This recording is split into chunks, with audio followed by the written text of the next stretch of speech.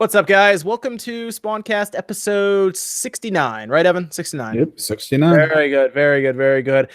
Max, I don't know if he's going to be with us tonight. He said he was running late and he'd try to get on when he got back, but we'll see. We also might be having a guest popping in midway through as well. We'll see. But we have the usuals with us. All their channels and everything are down in the description as well. So let's go around here. We got OJ from PlayerEssence. What's up, man? How's it going? Hey, good to be here.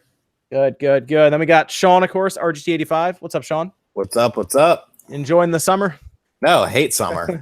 Bring on the cold, baby. You're ready for it to get cold out? I'm ready for us to get out of the lull that's going on right now with like gaming news and stuff. So I'm ready. That's a part of it is the summer. Yeah, I think it's just July. Like once August starts, I think we'll be back and running with games again. Yeah. But this is like the post E3 like hangover right now. So I think when we get out of this, we'll be better. Back to normal. And also, I think we're going to be heading in in a month or so to a new to another Nintendo Direct, and we'll have all those releases, Spider-Man and everything. So things will pick back up. And then we got Evan, of course. What's up, Evan? All right. Yeah. Evan doesn't really have a YouTube channel, but of course he works on here, and he also has his Twitter, so you can bug him on Twitter, where he talks about reviews and stuff. So we'll be doing that. So what's everyone playing this week? Since there hasn't been a ton of stuff to talk about as much, what's everyone been talking about and playing? Paladins. I've actually gotten back into Paladins since it went free, and like there's a lot more people playing. Is there a lot more? I haven't really picked it back up much. I mean, I don't think that it was necessarily like a downslope, but I think a lot of people were moving over, and playing Fortnite because it was free. But honestly, I probably like the gameplay mechanics of Paladins a bit more, but I might have a little more fun in Fortnite, if that makes any sense. Like when I play Paladins, like I'll get angry. And when I play Fortnite, like I just don't care. Like I'm just dicking around. So I'm playing some Paladins. I got RBI Baseball 18 on the Switch because it was on sale for like $21, and I don't know. I made a video on it. Was it any good? No, like last year sucked, and like it was just boring, but I sort of gave him a pass just because it was obviously something that was probably done rather quickly. But like they got like the MLBPA involved with the development of this game, so I'm like, well, great, they'll fix the issues like the presentation and things like that. But like, no, they didn't. Like it looks a little better for sure. Like the character models and stuff look better, but it's just like the actual baseball itself is still just shitty. I've been playing this weird game, Octopath Traveler. Octopath. How you liking that so far? I'm liking it. I need to play it some more. But it's as good as everyone says. And then Code of Princess EX, which is coming out, I think this upcoming week for the Switch. It's a port of a 3DS game, but like redone with better graphics and stuff like that. Very enjoyable. I'm surprised at how much fun it is. Okay. Yeah, I was gonna check that out when it comes out. Yeah, it's good. Kind of need a port because the 3DS version is a bit rough and the PC version is better. So yeah. I think it was from like frame rate or just like performance issues or performance on the 3DS. Like when there's more enemies on screen compared to when there isn't, like it kind of just jumps all over the place on the 3DS originally. Okay, I mean I could see that. Yeah, it makes sense. 3DS and Switch, obviously, big power difference. So yeah, that'd be cool. I was gonna check that out. It looked really neat in the screenshots. So I bought it a long time ago. I bought it back when it first came out. When did it first come out? Like 2012, 13? Wow, I mean, it's been around that long. Oh yeah, it's been around. It's been around a while. Yeah. I bought it way back in the day, like first, and like it was cool, but just like the inconsistent because it's a beat 'em up, so you kind of want to have it consistently at one frame rate, and it just you're good. It just goes all over the place. Is there like a solid frame rate on the Switch then? Oh yeah, like it's like if you look at screenshots of the 3DS version and then you look at the Switch version, it's like, oh wow, like they redid all the graphics and stuff like that. So it looks really clean, and it plays a lot like Guardian Heroes, which was an absolute awesome game on the Sega Saturn. So I'm digging that. Nice, very good. What about you, OJ? What have you been up to? What games you been playing? Okay, the stream was kind of or it was kind of laggy for me because I didn't hear what you said. Were you talking to me?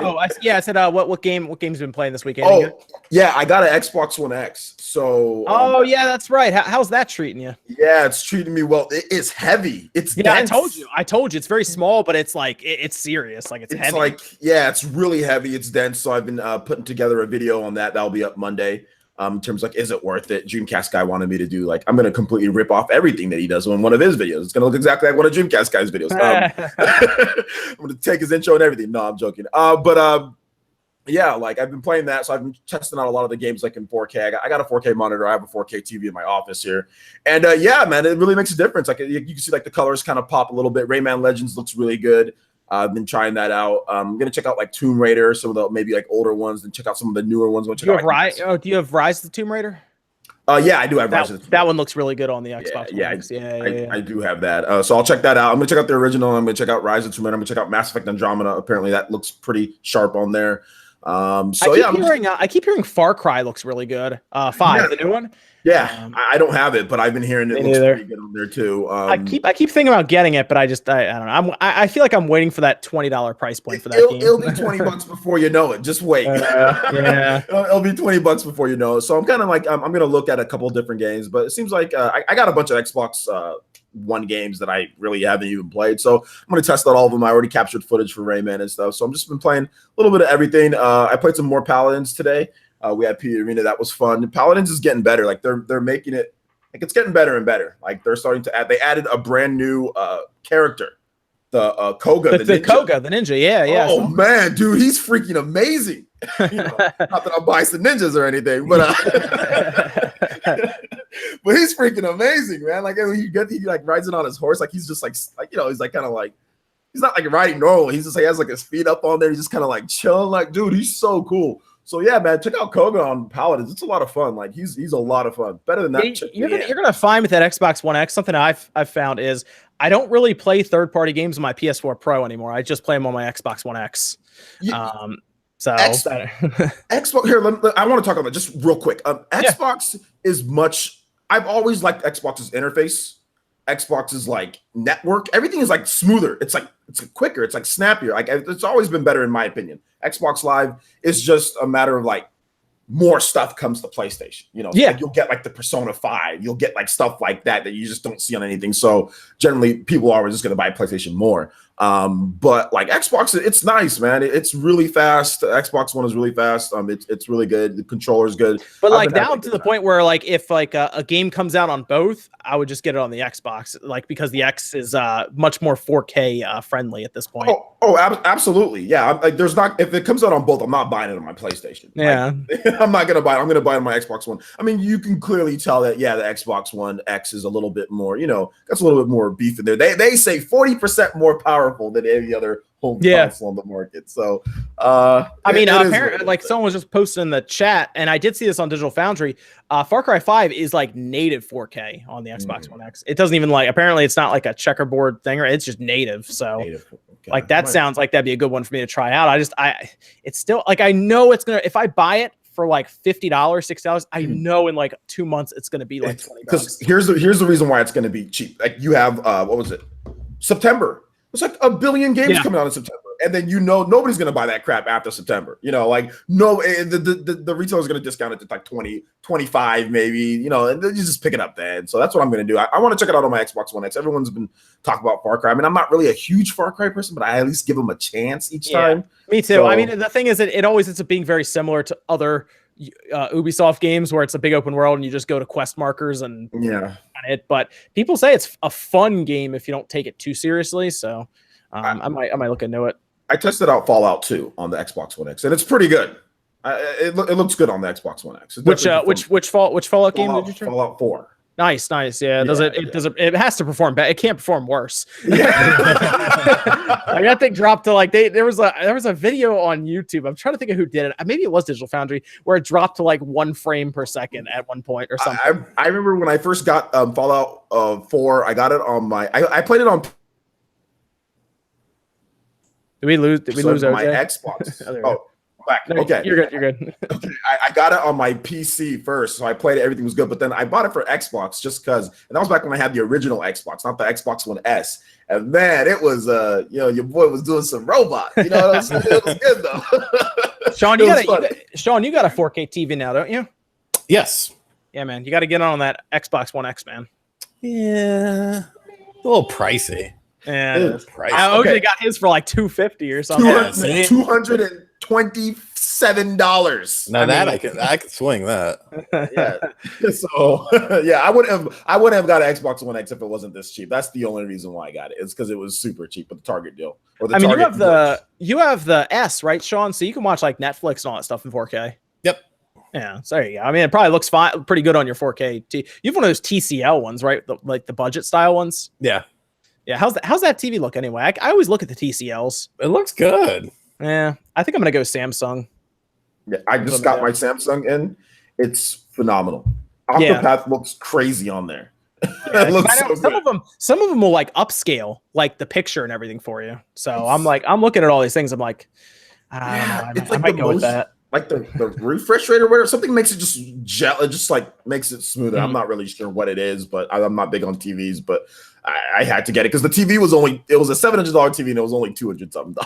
So I had to get it. I don't need another TV. I got 5 TVs in my house now. But yeah, people are telling me they're like either go Samsung or Sony. So when I go over to Best Buy, I'm gonna see what they have and just kind of pick it out from there. Sony's TVs are really good. Like the if you're gonna go Sony, though, be ready to pay for like get the top of the top if you're gonna go. Yeah, that's what people tell me. They're like, don't go for the cheaper Sony. Find one that's like at the top of your price range and do $1,000 minimum. Yeah, that's what you're rolling in with, at least $1,000, or don't even try to buy one. Save. Yeah. So that's kind of I've been saving for a while. That's my plan, is to get one that lasts me like hopefully 5+ years from now. So, we'll see. Okay. Thanks, Mr. Brock. Apparently, Microsoft is doing the summer sale right now with Far Cry 5. How much is it now? I'll have to look. It's digital though, right? Is that that's digital. Just grab the game, just have it. Yeah, that's a good point. Yeah. I mean, it depends on how cheap it is, I guess. Yeah, a lot of people are saying go LG or Samsung for TVs. I'll probably, like I said, I've had Samsungs in the past and liked them. I'll probably go Samsung, to be honest. When I get there, I'll look, but it'll probably end up being Samsung. So yeah, Sean's TCL wasn't expensive at all, was it, Sean? Hell no. It was like $350, $400, something like that. So that's pretty good. My Vizio was too. I have a Vizio 4K 55-inch, and that was like $400. I always hear people say that the TCL is good for input lag, like reduced input lag. So I might look at that too. But I'll probably go to. I hear Samsungs. If you get like a nice Samsung, you have a nice. They give a nice TV. Then yeah, there's the NU8000 is the one I keep looking at. But it's mostly for football. So Comcast still displays it like 720p, I think. Yeah. Oh man. So Evan, what you been playing, man? I mean, this week since we talked a little bit ago about Warframe coming to the Switch, I wanted to look into the whole like what was coming with it, since it was a major patch, I think, that was supposed to happen alongside it. So I looked into Fortuna and the Railjack update, and it looked really good. So had my wisdom tooth out on Monday and figured with all that loss of sleep I was going to be getting with the general discomfort of that, I was going to just play Warframe, since it's a mindless grind, and try to catch that account that I have back up so I could hop into that update once it pops out. There's going to be a lot of people who are going to be probably curious about what it's like now, because I assume when it comes to the Switch, it's going to be like maybe an update behind the PC version, similar to what the Xbox One and the PS4 versions are. At this point, those feel like on the major release day, it might be a little bit behind, but they tend to stick near each other. But PC tends to hotfix almost every other day, whereas the consoles get like a major collective hotfix once every couple weeks or something. So it's all right, but I know they talked about the possibility of cross-platform. Outside of just doing it across maybe the consoles and that's it, I don't see how they could do it, just because PC keeps outrunning all that with any of the bug fixes. Updates. Yeah, constant updates. Yeah, so I don't know, but I think between like consoles, it'd be cool. Well, the Xbox and the Switch, it'd be cool. It's not gonna be between Sony, obviously, but between those, that'd be kind of neat. But that just kind of makes me sad because I put all those hours in on the PC account. So like, I know we were talking about getting together as the Spawncast to play, just to like do maybe a quick video to show people the co-op in it. But like after that, I don't really see myself continuing it on the Switch just because I have hundreds of hours and almost everything unlocked and ready to go on PC anyway. And if it doesn't give me access, it's like, I don't want to do that again. Okay, makes sense. Yeah, I mean, maybe Monster Hunter will be more the thing to do, you know? Oh yeah, definitely. Because then we'll be starting kind of like square one with that game for the most part, other than obviously gain knowledge in older ones. But yeah, it'll be fun when they do that. You guys can try to help me actually get into the Monster Hunter. It's not hard. I don't know. I just didn't find World as fun as everyone else. But yeah, so I did play Mega Man X, the Legacy Collection. Oh, Sean, yeah. you played that too, right? Yeah. Yeah, I like it a lot. I don't know if you like it a lot, Sean, but I actually like it a whole lot. So someone didn't watch my video, you son of a bitch. No, I do like it. It's funny because like I have Rockman X on the Super Famicom because I'm not paying for Mega Man X on the Super Nintendo. Yeah, Mega Man X is like $30 though, isn't it? That's not terrible. Like X2 and 3 are like 100 and then 200. But I only spent $10 on the Super Famicom version. Oh, the original X. Yeah. So like that, I wasn't really super familiar with the X games, like besides the first one. And like, I was playing them and I was like, okay, these are cool. I really like X8. We talked about that. I actually hate that game. I do not like that game at all. Love that game. Don't like it. Not even one bit. Love it. There's a lot of issues with that game. Mostly with level design. The level design is the biggest issue. Really, I do not like the levels. I love how varied they are. They're just like, and there's so much stuff going on, and the new graphics. They're nice. aggravating, man. Those levels are they're just not. I don't know. They're not put together like with modern times. I don't know, or just level design we've had with other games. It's just, it's like you die like towards the end, and it puts you all the way to the midway or beginning of. Don't die. You gotta get good. But some of those parts of the levels are cheap, man. No, yeah, I mean they are. Some of them are just like outrageously cheap when I see them. But what did you think of like some of the ones on like the Super Nintendo? I like X3. X3 is actually my favorite one. I like X3 a lot. That's super good. I mean, I really enjoyed the collection. Like it was a way for me to learn about the X games because, like I said, I wasn't super familiar with them. Dude, that if you've never played them, this is like one of the best. It's probably one of the best $40 you can spend in a while. Yeah, I mean, you get a ton of games. Yeah, it's like, man, why not? I mean, as stupid as Capcom might be sometimes, like their collections have been pretty damn good. Between that and Street Fighter, it's like. Yeah, I wish they had actually given us a physical version of the second one. You can import it. Yeah, I know. I probably should. That's probably the best way to go about doing it. But it's not about whether it's not about that. It's about them just doing the right thing. I mean, they're fucking lazy, is what it is. Well, yeah, man, it's Capcom. That's all it is. It's about doing the right thing, and they just can't. Capcom they will do anything to save a penny or two. Like they really will. It really wouldn't have been much. Like to just give us another cartridge on there, a small one. I mean, it really wouldn't have been much. It's crazy. I mean, I can't imagine that it's that big of a file. It's not. I think the second one is if I look on Steam, it's like 6 or 7 gigabytes, I think. What? Yeah. Well, I mean, that has the PS2 games and everything on it. I don't give a shit. What they redid it. I think they redid them in like Unity or something. But a PS2 game is like 700 megabytes.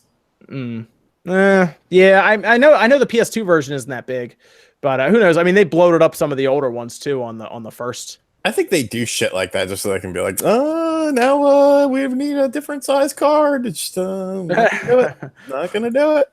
I don't know. I know they wanted to keep them as 2 different SKUs. So like if you get it on the PS4 or the Xbox One, you get 2 discs with it. Like straight up, they don't even put it on. Like you can all fit on one Blu-ray. They put on 2 Blu-rays. Yeah, he's right. He's right. The Mega Man X Legacy Collection is 3 gigabytes. So, and then the Mega Man X Legacy Collection 2 is 6.8 gigabytes. Yeah. So almost 7. But still, they could have put it on an 8 gigabyte card. Yeah. It's Capcom, man. But I can see why they didn't want to do it though. I can see why they didn't want it. Like, man, we're gonna give them like a one. So it would be like a 3 GB. So that's is there a 4 GB cart? I bet there is. Yeah, I think there's probably a 1, a 4, and 8, and 16, and probably a 24 even. We're gonna have to produce a 4 GB and an 8 GB. Yeah. Just download it. Just download it. You'll be good. I'm telling you, man. There's it's hard for me to tell you to go buy it physically because you just get one on a cart, and the other one you're just downloading anyway. So it's annoying. And they didn't even give you anything cool. Like at least the first one, they gave you a little cleaning cloth that was decorated like a Mega Man anniversary thing. There is nothing in this one. Like is nothing. Is 0 not enough for you, John? They didn't even like reverse cover art. Nothing. They couldn't even turn that cover art over and then print it again. It's insane. Oh man, Capcom, what are you doing? But I like the game a lot. It's completely worth it. I think it's a good buy. If you've never played them before, it's an outstanding buy because there's just so much stuff to play on it. But I played that, and then I played more Dead Cells, and then Octopath. Dead Cells we still can't talk about, but I keep playing it. So there you go. And Octopath, I go back to Octopath a lot because I'm just continuing to play through it. So I don't know if Evan, you've kept playing through it too or not. I don't know if you're. I mean, I fell out of it a little bit since I'm getting close to the end, and I do not like some of the people's quest lines and what you have to do to get through them. So I'm working on it. So you don't like all the quest lines. Some of them feel kind of they're all pretty similar when you get down to it. You know, yeah. You go to a cave, you fight a boss, or you go here and fight a boss, then you. I think for the third character, I started just skipping story just to get to the boss fights because it was just like, oh, they just changed some of the words, and I kind of want to fight this really cool boss that will be the big difference between some of the bosses. Man, some of those bosses are awesome. Yeah, 4 stories down, and I don't think I fought too many bosses that felt even remotely the same. So I'm kind of happy about that. Like I think they actually spent some serious time, with those bosses. Seriously, some of those it's tough to talk about it because if you start talking about them, you're gonna spoil it. So yeah, you know, some of them you actually have to put some serious thought into, like outside the box thinking. So it's pretty cool. It's definitely worth checking out, obviously. But it's how many hours are you in now, Evan? Are you?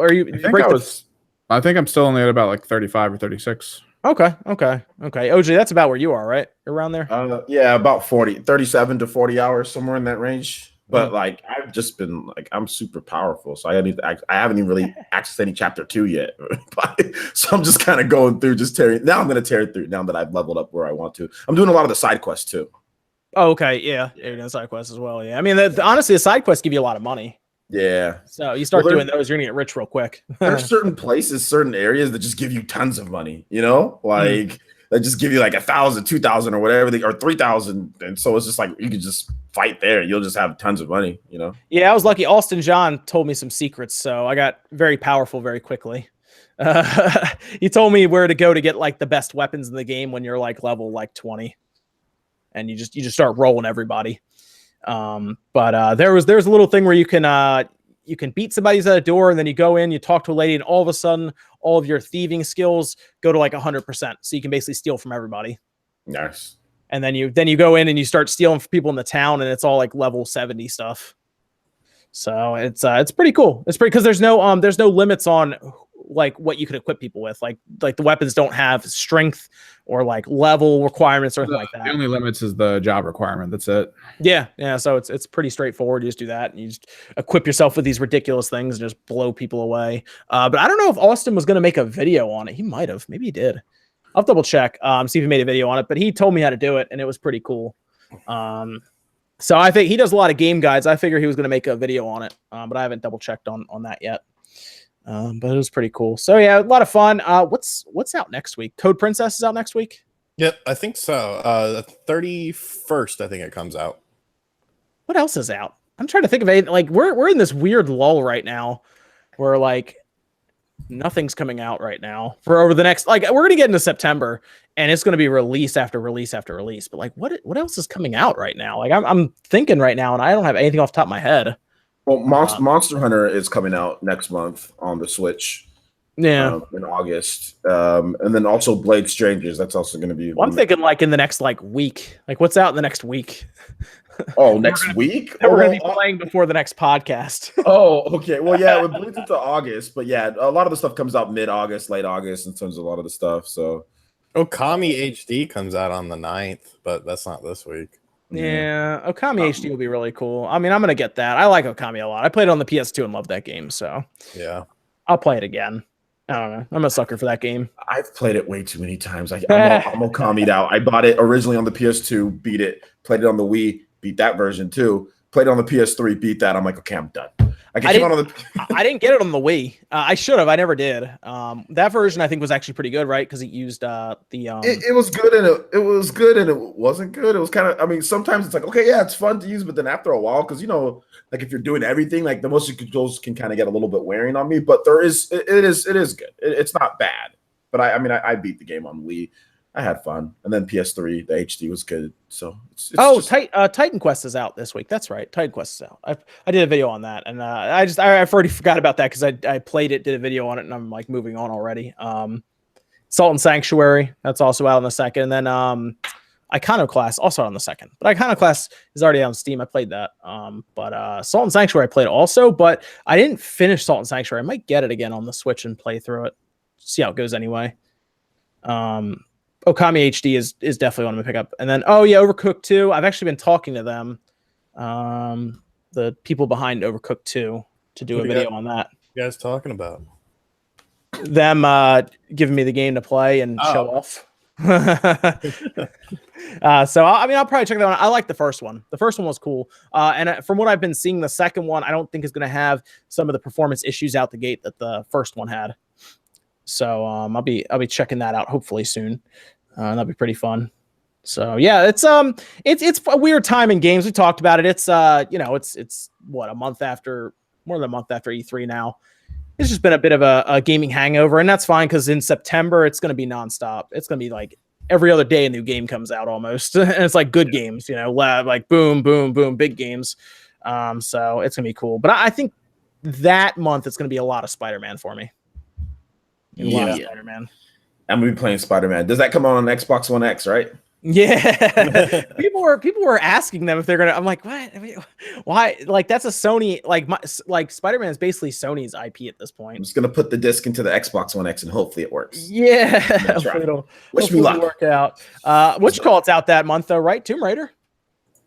I'm not gonna buy that day one. That's because that game's gonna be like crazy. That'll be on Game Pass before the end of the year. That game's gonna be. They're already working out the Game Pass deal right now. That game is looking like it's gonna be discounted quick. Oh man, they're showing off trailers. They're trying to get people excited. Heck, I've been reporting on it just to get myself excited about it. And I'm looking at this game. I'm like, this game is gonna be cheap quick. Dude, I'm concerned that game's gonna get run over a bit. Like I think people are gonna miss it. It's gonna get steamrolled. I think it's gonna get steamrolled, but it's not gonna do bad. But it's like I think there's a little bit of franchise fatigue because they've all come out fairly. It's not like it's been a ton of time in between each title. Yeah, I'm a little concerned about that. I think people just have gotten annoyed because they keep saying that she's going to become the Tomb Raider in each game, and she has not yet. Apparently, she does it now. This is it, guys. She doesn't even have her dual pistols. I don't think yet. So. Apparently she might not get him in this game. Like I feel like that should be like the big moment, right? When she has him, that should be like that big revelation thing where it's like she's Tomb Raider now. It seems with this one that they're really trying to focus on environments and traversal and going like that's all they've been showing off because like I said I've been covering it and that's all they've been showing off recently. It's like okay, welcome to this area. And they just show locations. They don't even show any combat. They just show her walking through places, jumping through places. Like that's what they've been doing in the trailers. So looks like this one's really focused on it. And then like the E3 demo, they showed stealth. A lot of stealth. And like I think people are just kind of like I don't know if people are gonna jump on this one like they did the last. I mean, how many tombs has she rated by now? It's been a lot. 40 something at this point. It's a lot. Like I feel like she's a Tomb Raider now. And this has the most of any of them. So I think it's going to be a good game. I just don't think it's going to be worth 60. I mean, not that it's not worth 60 if you want to buy it, but just like it's going to be cheap soon. Like Rise of the Tomb Raider, like got discounted so fast on the Xbox One. Like it was. Oh my god, it was. It's on Game Pass now. So if you missed it. Go on Game Pass and pick it up. You can download it right now. It's a good game. Yeah, it is. It is. It's a great game. It's Uncharted, but it has more to it. Yeah, honestly, if you like Uncharted, you'll love that. You'll love that game. Which I keep on kicking myself because I tell myself, oh, I love upgrades. I like leveling, and I beat the Uncharted games and haven't beat any of the new Tomb Raider games. I'm like, how did this happen? Yeah. Yeah, you'll like it then. You'll like Rise of Tomb Raider a lot. I don't even like the Uncharted game. Oh man, yeah, it's gonna be interesting. It's gonna be September is gonna be interesting to cover because that's gonna be things are gonna be moving fast when we get out of August. So we'll see about that. So we had a few things, not a ton of stuff, but a few things happen over this past week. Do we want to start with the Pokemon Let's Go controversy? Yes, my favorite. So I haven't heard Sean talk about this much at all. So I don't know if you heard about any of this, Sean, but people were getting there are people who are really against the idea of Pokemon Let's Go, as you can imagine. Mm-hmm. It's because it's not a standard Pokemon game, so people are really annoyed by it. There was an interview that came out where I believe Mitsuda talked more and more about it and how they're trying to make it more for like casuals who do play Pokemon Go. They're trying to pull them in, and people aren't happy with the idea of this game that's $60 being very easy. We found out that there are like requirements to go through a gym. Like I believe to go into Brock's gym in the beginning, they showed a screenshot where it's like you need to have a grass or water type Pokemon to enter. So a lot of hand holding. I think Masuda at one point said it was they want to try to make it easier to catch Pokemon is what the translation I believe alluded to. So that's why like there's no random battles with Pokemon. See, I'm not the best at talking about Pokemon because my last Pokemon game was a Game Boy Advanced one. Right. I play them all. So. Okay. Evan, what was the one you played? Evan, you played Black and White, right? Yeah, I think it was the Black. You and Andrew got really into Black, right? Well, we bought it before we went to PAX, I think, and then by the time I got back, I'd already beaten it. And I remember you said it was a good game. You played it a lot, but did it feel like it was a difficult game though? No, Pokemon never really feels difficult. It's not difficult. No, it's not difficult. What's the draw about it is the competitive aspect, or even the people you get that have that like the need to collect everything. Like I know people who literally filled up like their boxes on like the PC in the in the game, and they just wanted to collect every Pokemon. They wanted to get the male version, the female version, and everything. Or like the end game stuff is always where like the battle tower, like where you go challenge yourself there. Like the game is always super easy. It's never a hard game at all. I feel like a lot of people just like to restart the game too and try it with a different starter and try this strategy. People create Nuzlocke challenges. I mean, I'm sure you guys have heard about that. People create all sorts of weird stuff to challenge themselves in Pokemon and things like that. So, but people are very concerned about this game, which is interesting. I don't really know why people are so concerned, but I did a video on it. A lot of people commented basically saying why they were concerned, and a lot of it came down to concern about the direction of, I guess, the franchise itself, the Pokemon franchise. But that only makes sense if everyone buys this one and no one buys the hardcore one, in which case then Game Freak's like, oh, we'll just do this. And I don't understand. I don't really think that it's any real concern in my opinion. The reason why people are saying this is just because they don't like it. They're Pokemon fans, and look, like I said, don't hate me for this, but I'm going to say it. Pokemon fans have this. Some Pokemon fans, the vocal ones, have this elitist attitude. They want everything to be for them. If it's a game that's scheduled, that's like a traditional Pokemon game. There's been multiple games that have been for casuals, there's been a million different Pokemon games. We've had Poke Park, we've had Payu Pikachu. There's been all sorts of stuff that's made for different audiences. I think the reason that this one hits really close to home because it is a remake of Yellow, right? I think they're like that was a core Pokemon game and they're remaking it into this. That was another comment I saw. I'm just looking through some of the comments now. I get that, but a lot of the people were upset. Remember when we didn't know beforehand? I swear some of the same people were upset. Like if it was only going to be a Pokemon Yellow remake and they didn't know about the whole Pokemon Go stuff, they were upset about that too. Oh, there's only going to be 150 Pokemon. I saw that.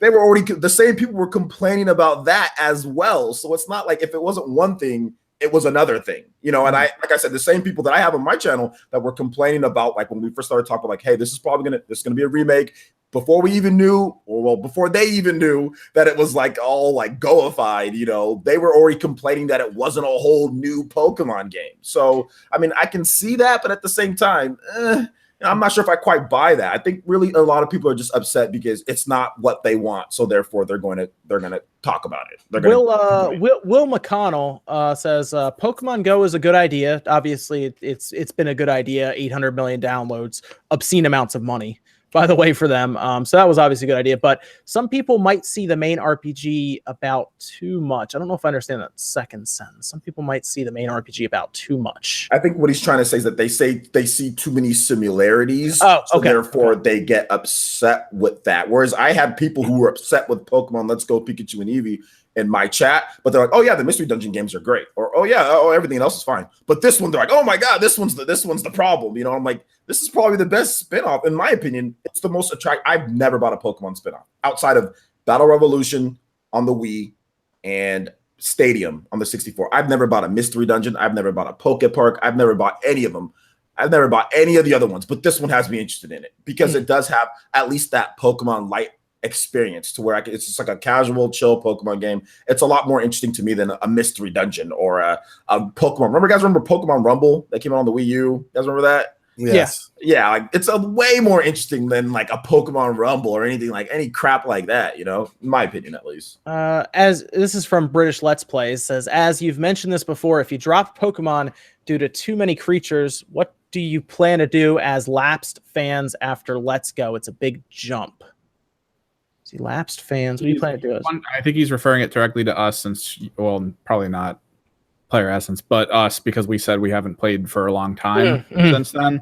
And yeah, I guess he's thinking we're going to go back completely into the Pokemon series after Let's Go, so we'll pick up the hardcore. Yeah, I was gonna pick up. I'm gonna pick that one up anyway. But like, I don't see what the difference is. They just add more. I'm gonna explain to people why I have not been playing Pokemon since then, and that's because the 3DS wasn't really a system I wanted to play Pokemon on, which sounds weird because obviously it's portable. Once I heard about the Switch one, I got really interested in it. And now at this point, after playing the Switch, I can't go back to the 3DS.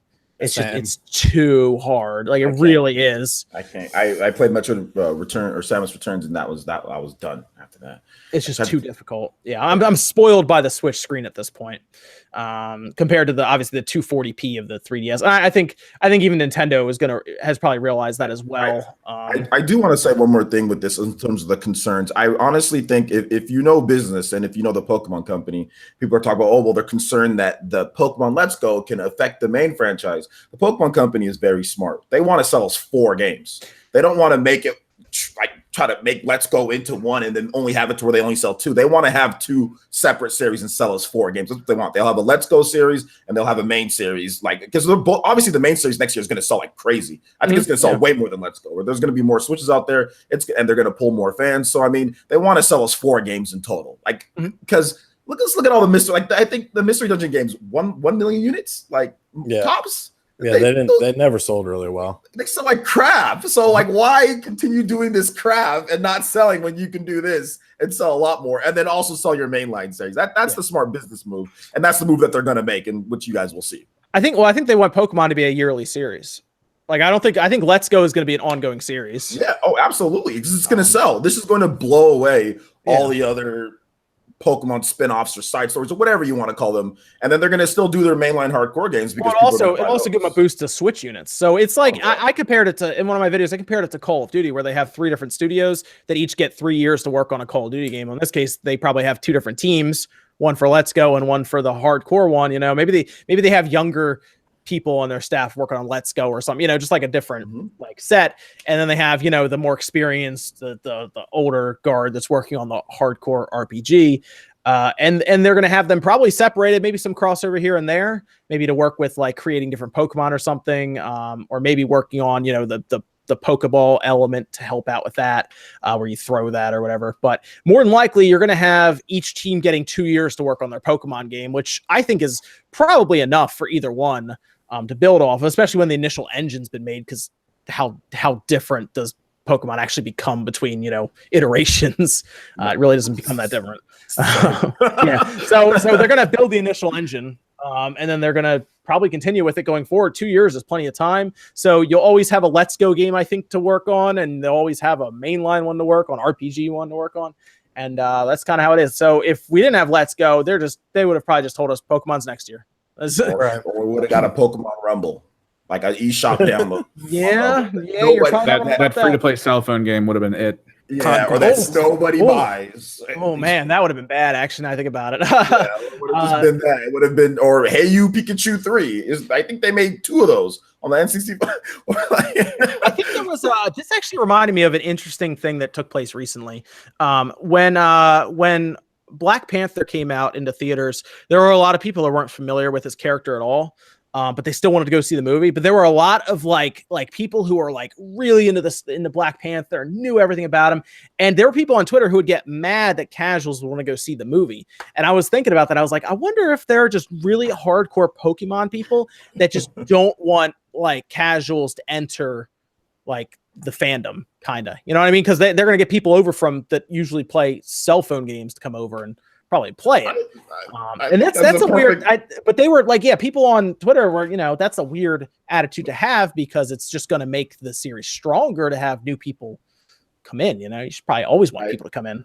That's a valid point. I like I said, I think that's exactly what's kind of going on. People are just, we've seen it. This isn't the first time, right, guys? That a casual, like for example, Fire Emblem. This has happened in a little bit of a microcosm. Pokemon is not as big, Fire Emblem isn't as big. But when they added in the ability to have it to where there's like the non-hardcore mode or whatever, like your units can come back. Fire Emblem fans, they started like when Awakening, they started crying and making a little fuss on back, but it was back then. But they started crying about that too, and all it did was bring in more people. I mean, you can still play Fire Emblem the hardcore mode, but I swear to you guys, I'm not kidding when I sit here and say people were angry that they made a mode in there for people to where your units don't permanently die. People were a lot of hardcore Fire Emblem fans were mad at that. Oh, Fire Emblem people should be getting everyone they can in. Get everyone they can on the boat for that thing, man. that's a series that needs as many people in as they can. At one point, we weren't sure if there was going to be another Fire Emblem. That's what I said. So then when people were complaining, I was like, why are you guys complaining? It's optional. If you still want to play Permadeath on, you can play Permadeath on, but there's still always those who say, oh, well, why is it even there? Well, I don't like that. It's there, so. What do you think about Let's Go, Sean? I mean, I'm gonna check it out. Let me tell you right now, everyone's gonna check it out. Exactly. There's a lot of people who say they're gonna buy. It's like, I mean, you can't please everyone, unfortunately. And if I get it and I don't like the game, I will say I don't like the game. Like it is what it is. Like I don't know. You see it like OJ was saying. You see it a lot with Nintendo franchises, especially. Think of the shitstorm when it said that Zelda was going to be an open, Breath of the Wild was going to be an open world. Some people loved it, some people hated it. Anytime anything Smash Brothers related happens, some people love it, some people hate it. It's like I don't think any other company invokes these sort of emotions quite like Nintendo does, which, I guess that's a testament to their game design, because, if you hear something about like the next Uncharted game or something, people are just like, oh, okay, that's cool. They go about their lives, but I don't know, maybe it also says something about Nintendo fans, but who knows? I mean, at the end of the day, it is what it is. It's coming out. If you like it, awesome. If not, and it sucks, okay, there's another game next year. That's the thing that's the big thing, is that there is I think they had to tell us that, like, everybody, that, because they knew if they just said, here's the new Pokemon game, and that was it, people would. And actually, at that point, I'd be like, yeah, that's weird. I would be on board, guys. No, I would be, and I've said this before, I would be completely on board with this Fake Rage 2 if they didn't tell us and we didn't know that there's another hardcore game, which they've said, this is the hardcore game. It's going to have all of the stuff that you're used to. It's going to be like X and Y and Sun and Moon and all that. They've told us that. So I can understand the rage if they were turning it, because then your concerns are legit. I mean, but the fact that it's another series, it's just like they've done before. This isn't the first time. That's where I'm like, okay, I kind of just blow it. It's like, okay, whatever, dude. Like Sean was saying, because we know the next one is coming next year. It's coming. It's a separate series. I mean, like, it is what it is. You play it. If you like it, you like it. If you don't, you don't. Next year, you play that one. That you might not like next year's. People have not liked hardcore Pokemon games too. There's no guarantee next year's game is going to be amazing either. That's a good point. That's the one that I think will really annoy people, is if that one's not very good. That would be fun. I am. Let me see if we can try this. I kind of wanted to put a. There we go. I put a link if you guys want to go there. There's a straw poll. I'm curious to see what people are going to say about buying Pokemon Let's Go. It's in the chat right now. So if you guys want to go to it, you can see, you can vote, and we can see real time what everyone thinks about that. Let me pull it up here. I'm just curious what people are going to say. It's a lot. Wow. Are people voting? Oh yeah. It's coming in. I got 65, 75, 85 votes. It's closer than I thought it would be, honestly. It's about 50. No, it's kind of shifting more towards 50, 60%. No. Oh. Leveling off about half then. It's looking like it. Let me see. There we go. That one, yeah, that one should be it. I can share that. There we go.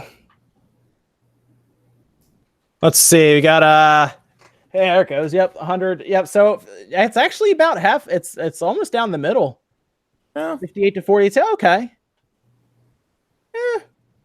I wasn't sure. I was actually curious because I think there'll be a lot of people that maybe don't buy it day one, but then they start feeling it, and they're like, I kind of want a Pokemon game. I don't want to play this.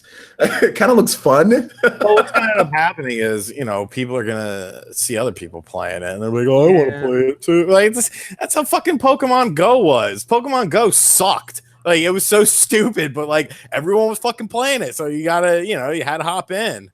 I remember driving around town, my phone, like, oh, I got to capture his Pokemon. I'm like, what the hell is wrong with me? 30-something-year-old man driving around trying to find. I couldn't do all that. When they see, that's the reason why I'm excited about this, because I like the concept of Pokemon Go, but I don't like going out. Like I said, unless it's for something that I know what I'm going to do. I don't like just going out and walking around and catching Pokemon and all that. So for me, Pokemon Let's Go makes sense because it's like, okay, I can have that experience because I like the concept, but I can actually play it in my house. I don't have to go outside and do all that crap because, like, it's too hot where I live to be doing that. Like, it's way too hot. You get a heat stroke here. So, like, I'm not trying to play Pokemon Go outside because it's just way too hot here in the Central Valley. So for those who are listening on the podcast afterwards, 58% voted yes, 42% voted no. So there you go. It's so far at least a yes from the majority. It's more down the middle than I thought it'd be. I thought there'd be more people just saying, yeah, I'm gonna buy it. It's Pokemon. That's how it is. I feel like the Pokemon company might be banking on that. People just be like, yeah, it's Pokemon, I'll buy it. I mean, weren't people mad at Sun and Moon for something like they changed up the gyms or something like that? Yeah, they changed it. There's not normal like gyms. Like you do like battle challenges now, like where it's more of like an event, more so than like you go into a gym and then you fight or go through some trainers and then you fight the thing, which they've been doing that forever. And all they wanted to do was innovate a little bit, try something different. And some people got mad at that, and that's been around for like 20 years. The same, go inside a gym, fight a bunch of people beforehand, some corny line that they say before you fight. Like, can you beat my Pokemon? I don't think so. Something like some corny line, and then you fight the gym leader. So they changed it, and some people got mad at that too. So, I mean, I think we're all here going to get it because we'll be checking it out anyway, having it on our channels and everything. So we would be getting it either way. But I will be curious. Sales are going to be interesting for Let's Go. They're going to be good because it's Pokemon. It's going to Japan's going to shut down for a little bit. I already know that. Yeah. And apparently in France by itself, they have 450,000 units for shipped to France alone. Wow. Yeah. Jeez. Okay. So 500,000 in just France. That's just one small part of Europe. Although that's probably the strongest part of Europe for Nintendo is France. So. France, yeah. Okay. That makes sense. I mean, I think it's going to sell well in the UK charts and everything. I think it'll show up there well too. But Japan is going to be fun because we'll see those results like the next week. Yeah. Because it's a Friday release, right? So it'll be a Friday, Saturday tracking on media crates. So we'll see 2 days, I guess. And then we'll see from there. But it'll be fun. We'll see. I don't think it's going to outsell the 2019 version either. No, it's not. Just because I don't think it's going to come close. Nah, just because there'll be more Switches out there. There might be people who are actually interested in the Switch and Pokemon on a console after that anyway. They might look into that one because of Let's Go. So I think Let's Go is a build towards the 2019 game. I think this is obviously a way to pull people into the system and then get them prepped and ready as like an entry point to then go to the hardcore series. Did you guys see back when Pokemon Let's Go came out that the sales of Pokemon X and Y, Sun and Moon, Omega Ruby, and Alpha Sapphire all jumped up? Well, Just even the full retro games, like we started raising the prices on those. They were at 20, and then I think they almost hit like 40. They got the $50 online. I remember that we were looking. We're like, how much is this red worth? Went on eBay. It was like $55 with a new battery. We always put new batteries in our games, and I was like, I guess we'll put it at like 35. That thing was gone in like an hour. Yeah, it was insanity. People were calling constantly about Pokemon games. So I think it's a good thing overall. But like I said, we'll see how it does. I think they'll do okay. I'll also be curious to see if they do anything with the cell phone Pokemon Go alongside of it, like with a launch event or something when that comes out. They advertise it in the Pokemon Go app. No, they'll most likely advertise it. They'll most likely increase candy or something. They'll do something minor for them to have to do on the phone at least. Dude, that would get out of control if they did that. Like even if they put an advertisement in there for a loading screen, oh, Pokemon Let's Go Pikachu and Eevee are out now.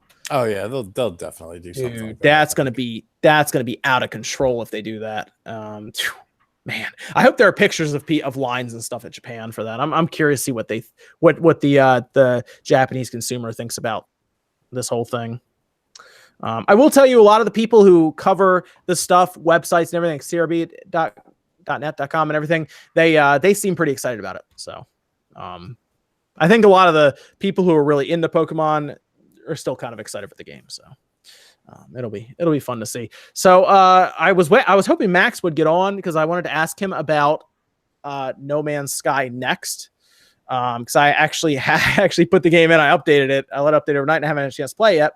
But I was going to ask Max about it because he played it and did a full review on it. Apparently the only issue he was having was that it was crashing constantly, but he has a whole video on it. I even saw Wood posted something like that too. He couldn't even play it because it kept crashing. He said it crashed on him like 4 times in a half hour. Yeah. So, I mean, the PC version I think is the one to get if you can. Or the apparently the Xbox One version runs really well too. But that one's $50 though. So I don't know about that. Whereas if you go to a GameStop or wherever, it's like $20 now on the PS4. So I was gonna ask him about it, but it's interesting because I don't know if you guys have noticed just throughout the week, there's been a big turnaround for this game. Have you guys noticed this? Across most news media, everything I'm seeing is like, go back to it now. And it's like, oh, okay. Big turnaround. The Steam reviews, massive turnaround. I think it's good. It was a big deal. There's a big headline is like No Man's Sky reviews are now mixed instead of mostly negative. That was a big deal, man, because that thing got review bombed like crazy when it came out. Apparently it's good now. It's like actually like real I watched Dreamcast dude's video on it. You know, apparently there's like real multiplayer. I've been watching other people play the game on Twitch. It seems cool. I was gonna actually pick it up on the Xbox One, but it's $50. I was like, no, I'm not paying. It's $20 on PlayStation. Like I already got it. You know, like I already have the game. Like, I wanted to play on my Xbox One X though, but I'm like, I'm not paying. If you already have it on your PS4, you just update it. You're good. Yeah, I haven't done that, but I wanted to play it on my Xbox One X, you know? Yeah. And just like start fresh. Like, let me just start over. Let me just wash the bad taste. Like, let me just forget, because I already forgot about the game already. You know what I'm saying? Like, I barely played it. It was crap. So I was like, all right, let me just forget this game. So I wanted to just start over fresh and start over new, you know? And I was watching other people play. I was like, this looks pretty cool. And then I looked at the price. I was like, why is it $50? You know? I was like, I'm not spending $50 on this. So I'll wait. Yep, there's a full base building and everything. Like they were showing screenshots of people building up into like the atmosphere of the planet they were on. So it's some serious stuff going on there. But I'll check it out. Apparently they're putting out some patches now that have fixed the save. Apparently saves were getting corrupted. There's a lot of stuff happening. So they seem to be fixing it. I bet you that crashing issue will probably be fixed in the next few weeks. When it works, it's good.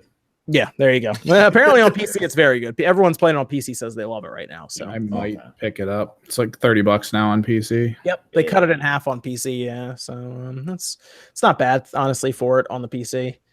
But yeah, so far, I'm honestly surprised. A lot of people seem to have forgiven Sean Murray now.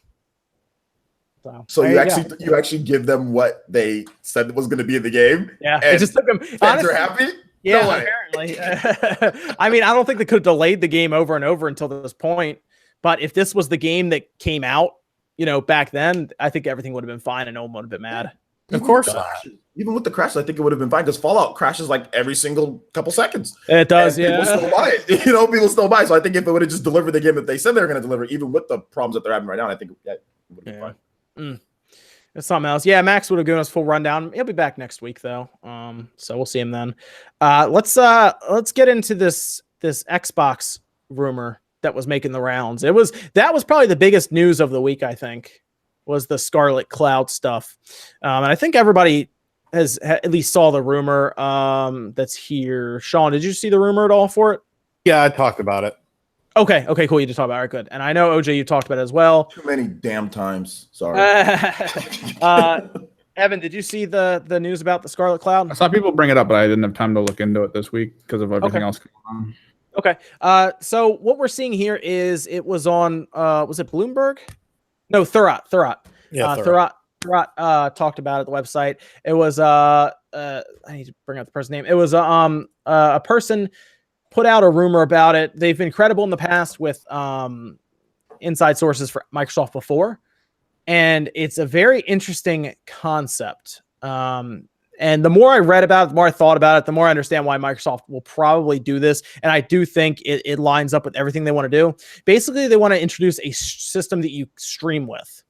But it's not a completely weak system. Like, it's not like an anemic system. It actually will do some processing on its part, specifically with inputs. It's going to use the cloud to help it render certain things and figure out certain calculations.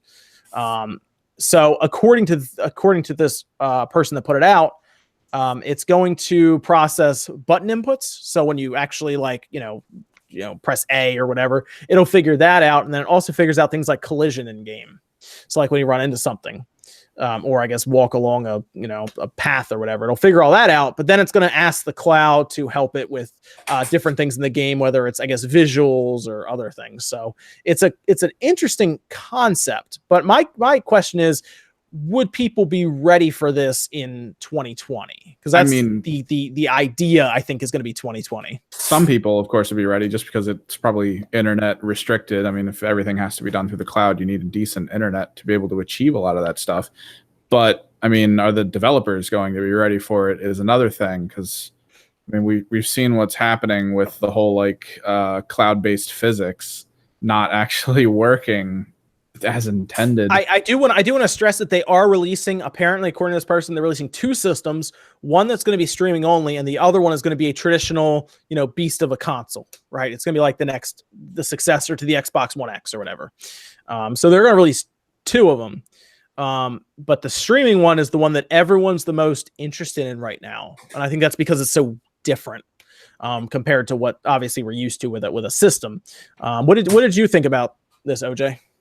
I actually think it's a good idea, and let me just give you a couple of reasons why. Because I think Microsoft, they've already hinted that they're going to do multiple devices, right? This isn't the first time that we've heard about this. They said it at E3.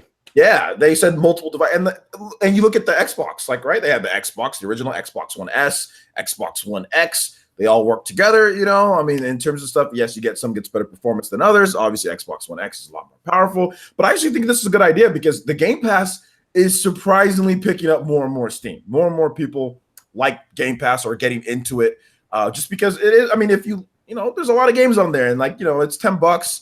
If you don't have maybe if you don't have as much time to play games, or if you just want to just get something and you just get that right then and there. I know there's auto downloading stuff to where it can kind of shorten the time. So I mean, I think that it's a good idea to have a streaming box, because I think eventually we're gonna get there with the internet to where more people can, more people can get that type of thing. And I think that it'd be good to have that option for people who want it. It's good to have the option for people who just want a cheaper, not everybody's trying to drop $400 or $500 on a system. That's the biggest problem that Microsoft is facing, right? Yeah. Especially with no Japan, with no Japan. And then Europe, Europe is wavering on them. It's Switch and, PlayStation 4, because they worry more about first party games and have some more stuff. So, I mean, I think that this is the way that they can kind of circumvent that and get people kind of the impulse buy, at $200. I'm thinking the sweet spot is 200, right? I'm thinking everybody thinks the sweet spot is 200 for this thing. Yeah. I think they're going to shock some people. I think it's going to be $100. Okay, well that's oh god. That's that was going to be part of my argument. We were going to get into was how compelling would $100 price point be? If it's $100, then everybody's buying. I mean, everybody in America's buying this. Yeah, this is and then they can push this in Japan. I think that if it's $100, like $99. If they do that in Japan, that's where they can maybe break in. I thought maybe if they put out some type of portable, maybe they can sell like 7 million. But if they do this streaming box, maybe Japan jumps onto this, at least more than what they did with maybe it's like the Xbox 360. You know, I was trying to figure out if they could, because like we hear about systems sell without charge cords. I was like, I wonder if they could sell that system as like a second system and not sell it with a controller. $100. I thought about that too. I was like, can they do that? Can they sell it without a controller? Because if it came with the controller, they'd probably have to do like $129.9. John, it would be like, because I always thought we'd be comparing this to like NVIDIA Shield, right? Is this like a similar type of thing? Would be like NVIDIA Shield. So like those are like 150, right? Like 150 to 199, and then the top of the line are like 299 for like the top, like the 500 gigabyte one. So if they can get it in, I would say the sweet spot. I mean, 99 would be great. Like, here's why I think they could get it to 190 or to 99. The reason I think they can is because if you buy this thing, you have to buy an Xbox Live subscription with it. And then probably Game Pass too, right? More than likely, yeah. They might tie everything together. Just tie it all together. I even thought, like, because they've done this before. They did this at one point. They experimented with it.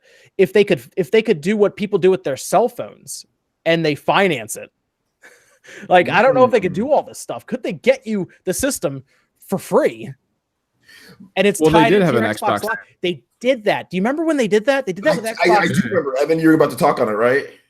I think it was the Xbox One, wasn't it? Or was it the 360? The 360. You could like finance a 360 through like Walmart and all that. Like, yeah, they did that, and I was like, that is an interesting idea. But again, I think they were just too far ahead again, and I think that's something we do it with our cell phones, and that's because we're tied to our cell phones, and we need our cell phones, so they're going to get our money. And if we leave the service, they blacklist our cell phones. Well, they could technically do the same thing with that because it's not going to cost them a lot of money to make anyway.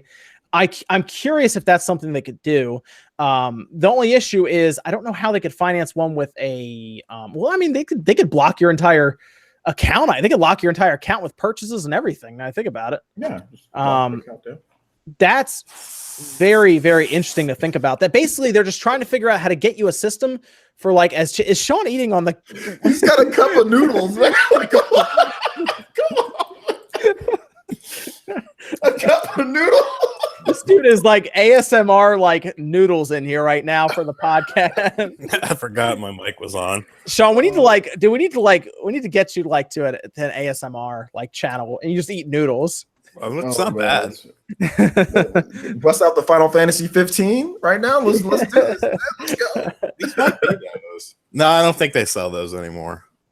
But even as like a second system, what if it could also like not only be part of the cloud, but what if you could also buy it straight up and it can actually connect to your Xbox that's in your house and can run games from it, like stream from your own system that's in your house that runs over your LAN connection, and then there's no lag. I would think they would do that, right? Like to where it can connect like to your other, like a Steam Link type of thing. Yeah. Yep. Yeah, I would hope they would do that. Like, I mean, that's how you sell somebody another Xbox. So you sell 2 or maybe 3 per household. Mm-hmm. And the expensive one is $400 to $500. And then people are buying these $100. People were buying $80 docks at one point. People still buy the dock for the Switch, yeah. Right? Like people are buying $80 docks for their Switch. I mean, they're only off by about $20 for another Xbox box. Then I didn't want to spend $80 on it, but I wanted another one. The whole time I've always wanted another one, but I just had to wait for a deal. But yeah, if there was no deal, I would have cracked down and I would have bought one soon. Right? Yeah. So. Yeah. But that's what I mean. Though we're to that point. It's like, well, they're like $20 off then, like from that, it's like, it's not that far off from getting another dock to getting another one of these boxes that you play on.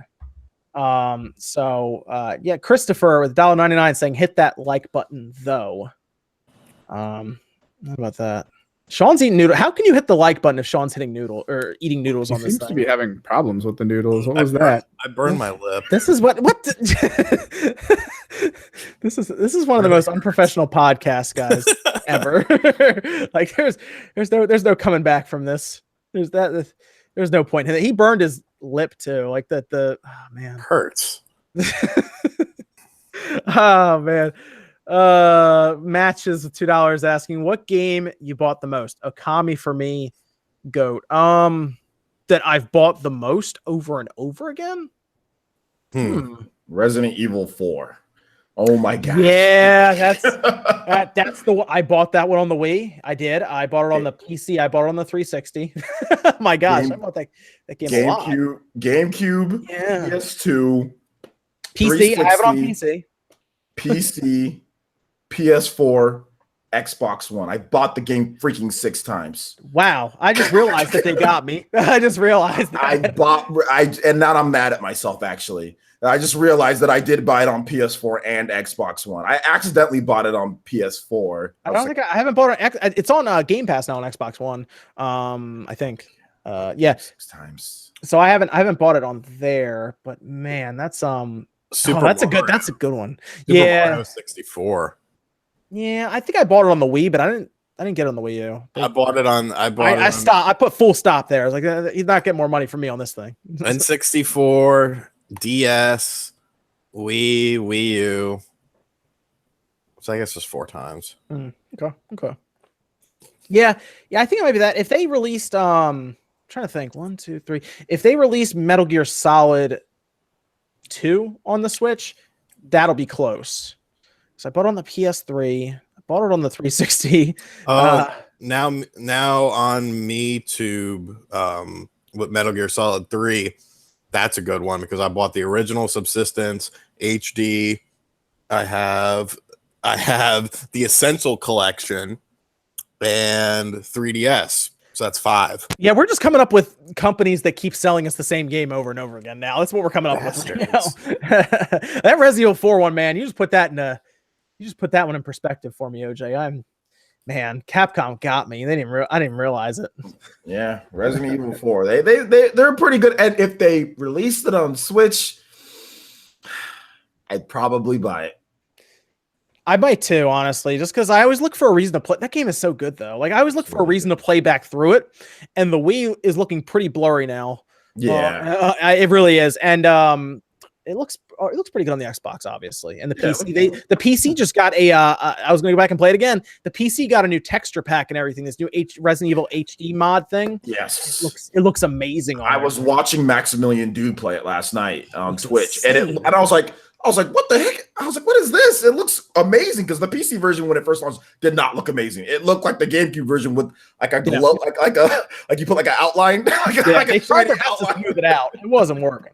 Yeah, it looked like a shiny outline on the GameCube version. So yeah, they really made it look a lot better. So I think I'm gonna go through and probably play it on PC again. I'm gonna be honest. I would be absolutely shocked if they didn't bring it to Switch. I think it is. I think they're gonna bring it to the Switch. Real quick question: like with the Resident Evil 4 on PC, is it like something that did Capcom update it or did somebody else just put like? No, there's a person that did this and they did some insane work. Like it is ridiculous how different it looks. I need to know how to do that so I want to play. I put it out on Twitter at one point. I gotta see if I have it. I had a link to it and everything. I gotta look at it again. But yeah, it is massive and it's free. You just go download it and patch it and everything. Night and day difference, man. I'm telling you, it is massive how different it is. Let me ask you this though, Sean. If 2 Xboxes came out, right? Mm-hmm. Would you buy the one that is like the standard offline one? It's $500, or would you actually look at the one that's cloud-based for like $130? I would get the cloud-based one, no question. Really? Is it that price is that compelling, huh? It's not even necessarily the price. It's more or less. I don't really trust Microsoft right now. I mean, look at the Xbox One. Look at, the lack of, exclusives. Look at the flip-flopping that they've done. So if I'm going to have to invest in something, which obviously I am because I talk about video games for a living, I would rather get the cheaper version because that way I'm not dropping $400 or $500 on a system that might end up disappointing, kind of like the Xbox One did. Okay. Yeah, that's the interesting thing is the price, because they're gonna report if they do decide to. I think if they come out with this and it does well, all of a sudden they're gonna remember that they should be reporting console numbers for units sold, and all of a sudden, oh yeah, we sold this many, because they're gonna count those, and it's gonna be so easy to put those, be like, yo, we sold 1 million like that because they're $130 a piece or something like that. Oh yeah. Oh, it's gonna be insane. So I also want people to realize, in that rumor that was talked about, it's not the game streaming that we know today, and that's the thing I'm most interested in. It's not typical game streaming that they're describing. It's different. It's like next generation game streaming, essentially. But the thing that is most interesting about this idea is if game streaming really did become the norm, I don't know how the other companies can get there right now. They would have to go to Amazon or they'd have to go to Google and start renting servers. And they would have to rent them in mass. Like I'm talking like Sony, Nintendo, Sony specifically. If that took off, I don't know how Sony would be able to do that. Like Microsoft has invested just about $15 billion into Azure right now. I don't know how Sony would be able to do that. I don't think we're quite at the point of all. I'm thinking like 15 years from now. Yeah, like there's still way too many things going on, and even just getting rid of physical media, like it will happen to some degree, of course, but I don't think it's going to happen as quickly as a lot of people. I think we still have 2 more console generations before we get diskless systems. Yeah, because I mean, there's always going to be, essentially, to me, wouldn't you rather have 2 ways to sell a product than just 1 way to sell a product? Like, why would you completely get? I understand costs and shit like that, but I don't know. It just seems weird. It seems too soon to me. The reason that these companies like publishers like Ubisoft they actually made a statement that what's his name, Guillermo said he thinks we have 1 more generation left. The reason they're pushing for that is because they make more money on digital by about 15%. Of course, right. Ubisoft broke that down for us. Like it's 55 if you do physical, it's about 70 if you do digital. 70% is what they get. Look at Steam. I mean, Steam is rolling in digital. PC gamers gave up on physical stuff a while ago. I remember when I used to go and get physical PC games all the time, and that's done. I remember I bought Nice Old Republic physically. You can't even find them anymore. There's like no PC physical games at all. I think Walmart still sells them, maybe. But it's just like not a lot. A lot of the new releases don't even have them there. Like there's just nothing. Like the last one that I bought was like The Darkness 2. Yeah, like, that was like 2012. Aaron Owens says Shield is $199. The Shield one we were just talking about. Xbox with I guess no really powerful CPU could easily be $99. I actually think the most expensive thing they'd put into that bundle would probably be a controller. As crazy as that sounds, I think that would be the most expensive part for them is the controller. I'm seeing $179 for the Shield. There you go. It's even cheaper. So yeah, I'm seeing. And I live in Cali where taxes are crazy here, and it's T19 says I have purchased Street Fighter 2 multiple times, even twice on Switch with the Super in the collection. Yeah, how many Street Fighter 2s have you bought?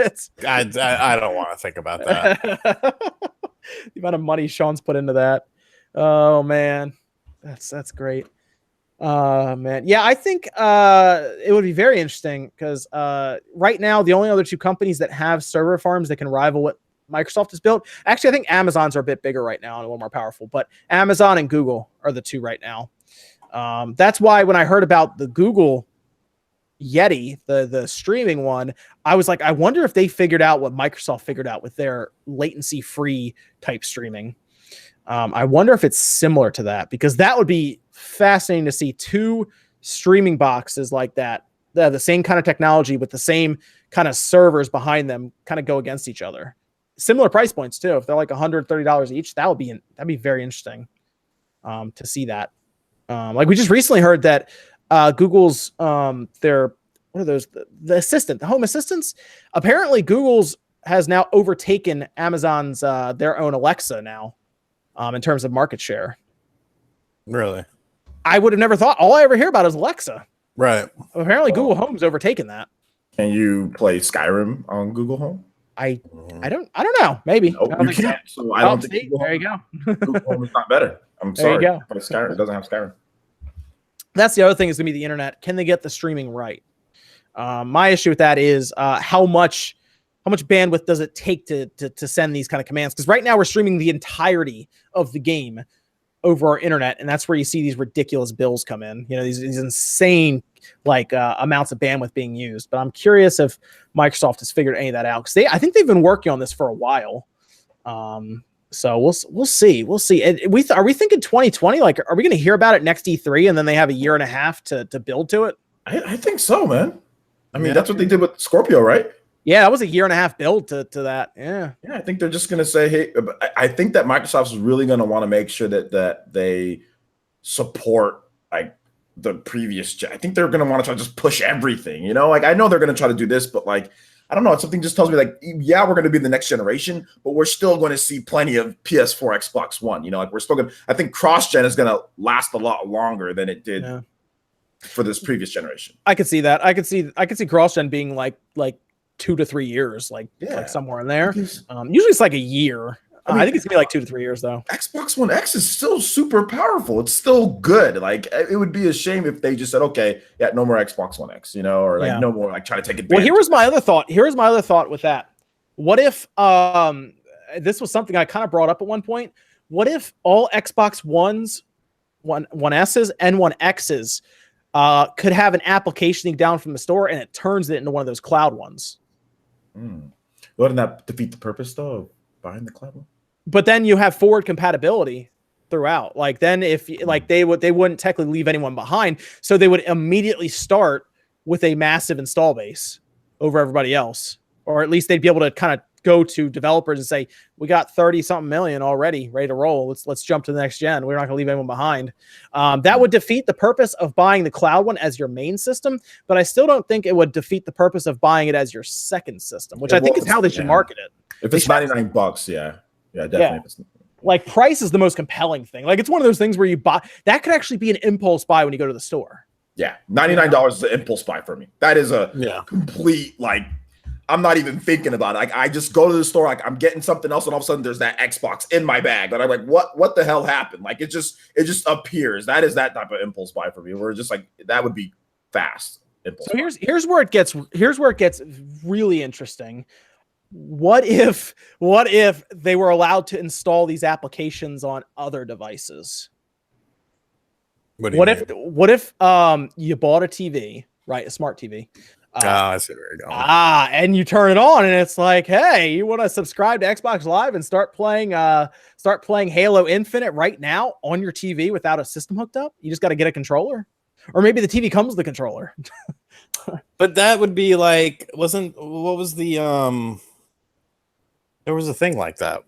Didn't Google do that? I think Amazon. Amazon, yeah.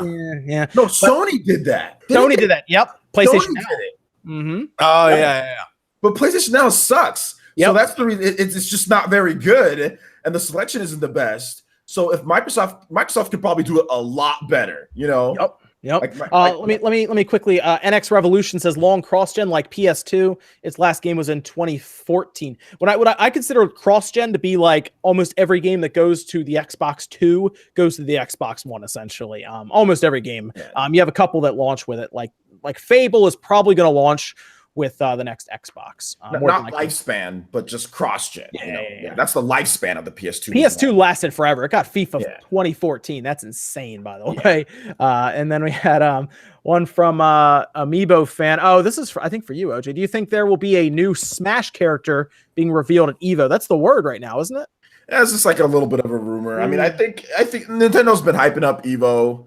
They're sponsoring Evo again this year. Maybe they announce something. Maybe they get something out there. Maybe we'll have to see. Shout out to the Amiibo fan though. He's a cool user. So I do think Microsoft has this planned out already, and because all we hear about from Microsoft is their Xbox Live users, and now they're starting to count. I feel like they're starting to count Switch users for their Xbox Live now too, that are playing Minecraft that have logged in on their Switch. They count mobile users. So it's they're counting a lot of that. So all of a sudden they could possibly be reporting 100 million Xbox Live, 150 million Xbox Live users. That's all they care about. All they ever talk about is engagement, and that they want to be a service-based company that just happens to sell hardware is what they want. So I think that's where they're heading. That'd be crazy. What if they let you install that on your Switch? I don't know what Nintendo would get out of that, so I don't know why they would. I don't know why Nintendo would allow it, but I know Microsoft would be down because Switch is. I mean, mobile device that you can play anywhere, have access to their games, pay them. There would have to be some serious deals going down for that. Yeah, there'd have to be like Nintendo would have to say, okay, well, you make like freaking Banjo or something like on the Switch exclusive, you know, like they would have to do some advertising, some marketing. There has to be some serious stuff because at that point, Halo is on the Nintendo platform, you know, stuff like that.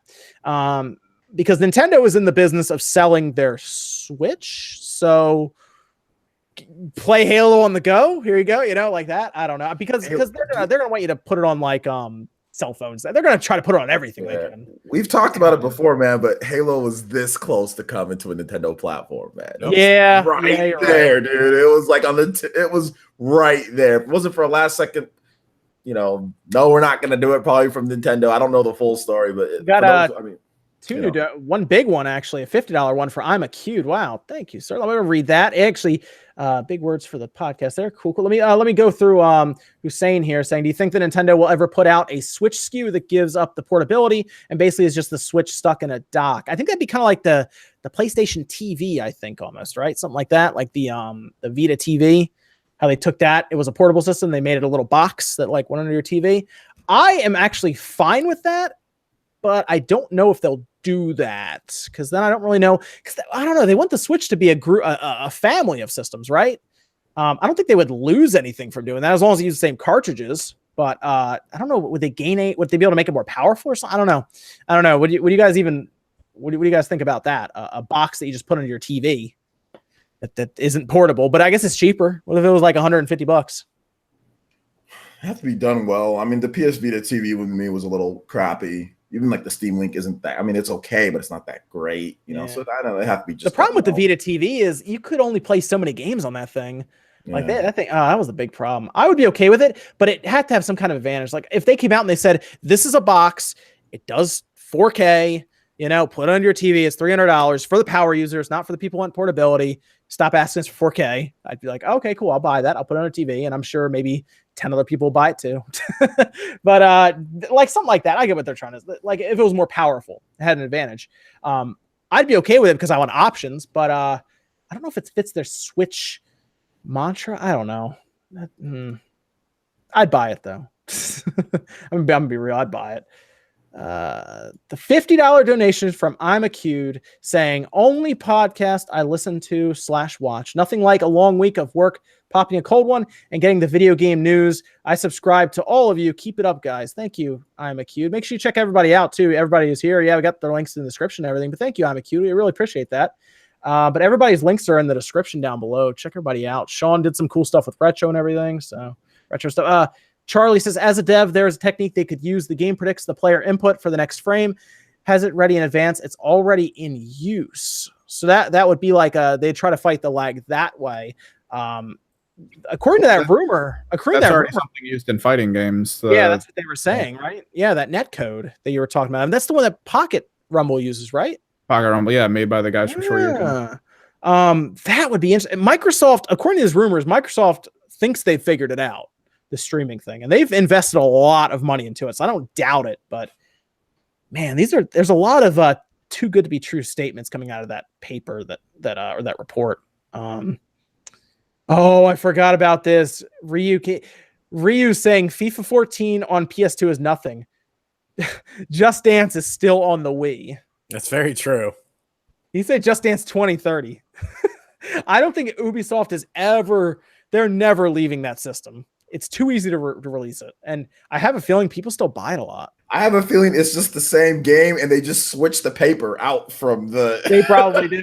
They just switch the paper out. Maybe do it. I mean, I don't even like what goes through their mind when they're doing this. Like, I want to know, like, the developers, like, what goes through their mind? Like, they can't be excited to be like, all right, we're working on Just Dance for the Wii. Goodness gracious. Someone's gonna buy it though. Somebody said in the chat that this is interesting, Mike. I'm gonna look into that. Microsoft Research and a university published a paper and YouTube video about the paper about how they figured out how to reduce bandwidth to 1/6 of the normal amount, and the tech is codenamed Kahawai. I'll look into that. That sounds interesting. If that's correct and everything, I'll check that out. Kawhi Leonard? What would you say? He's not a Toronto happy camper. Toronto Raptors. Okay, what? Okay, Not a happy camper. Ben, you asked that. We're actually already out of stuff to talk about because it's been a boring week. I mean, honestly, there's just not a lot of stuff happening this week. I mean, let's be honest. This week coming up though, Tuesday, we will get new numbers from Nintendo. Okay, we'll get their everything. We'll hear about Labo sales. So people will have hard numbers on that because there are still a lot of questions about it, a lot of assumptions about Labo. We need to see the hard numbers. They're going to release them. The only hard numbers we have are the ones in Japan. But they should, we should get that thing, where it's like a whole drop down of all the games and everything. Labo should be on there. Because I think Labo sold over 1 million copies by now. So I think it'll be on there. We'll find out how many, they were at 18, what was it point? I had to look at their site again, their IR site. I think it was like 18.2. Am I thinking right? For what? Their Switch sales? System sold. Am I wrong? Yeah, no. That's where it was. I'll pull this up real quick just to double check. I don't know if OJ you have that page bookmarked or anything. Let me see. Well, 17.79. Their last report. 17.79. Yes, that's it. Yeah, okay. I just memorized it. 17.79. Yeah. 17.79. There we go. 79. Yes, so we have 17.79. Here we go. 17.79 for hardware, and then we have 68.97 million units on software. So they're going to update that. And we might as well, because next time we convene here, we will have the actual numbers in front of us, and we'll talk about it. Where do you guys think this is going to come in? You can give me out to the 100th, the 0.00 spot. We're at 17.79 million units. This report that's going to come out is going to be to the end. So June 30th is when that's going to end. So June. Okay, so not July. Right. It's going to end June 30th because it's going to be for Q1. So it's going to be April, May, June is what's going to be tracking. 20-ish. 22. 19 to 20. You're going 20. You're on 22. Sean? Okay. Yeah, I'll say 22. I'm going to say 21.4 million. 20.6. 20.6. Okay. 6. Okay.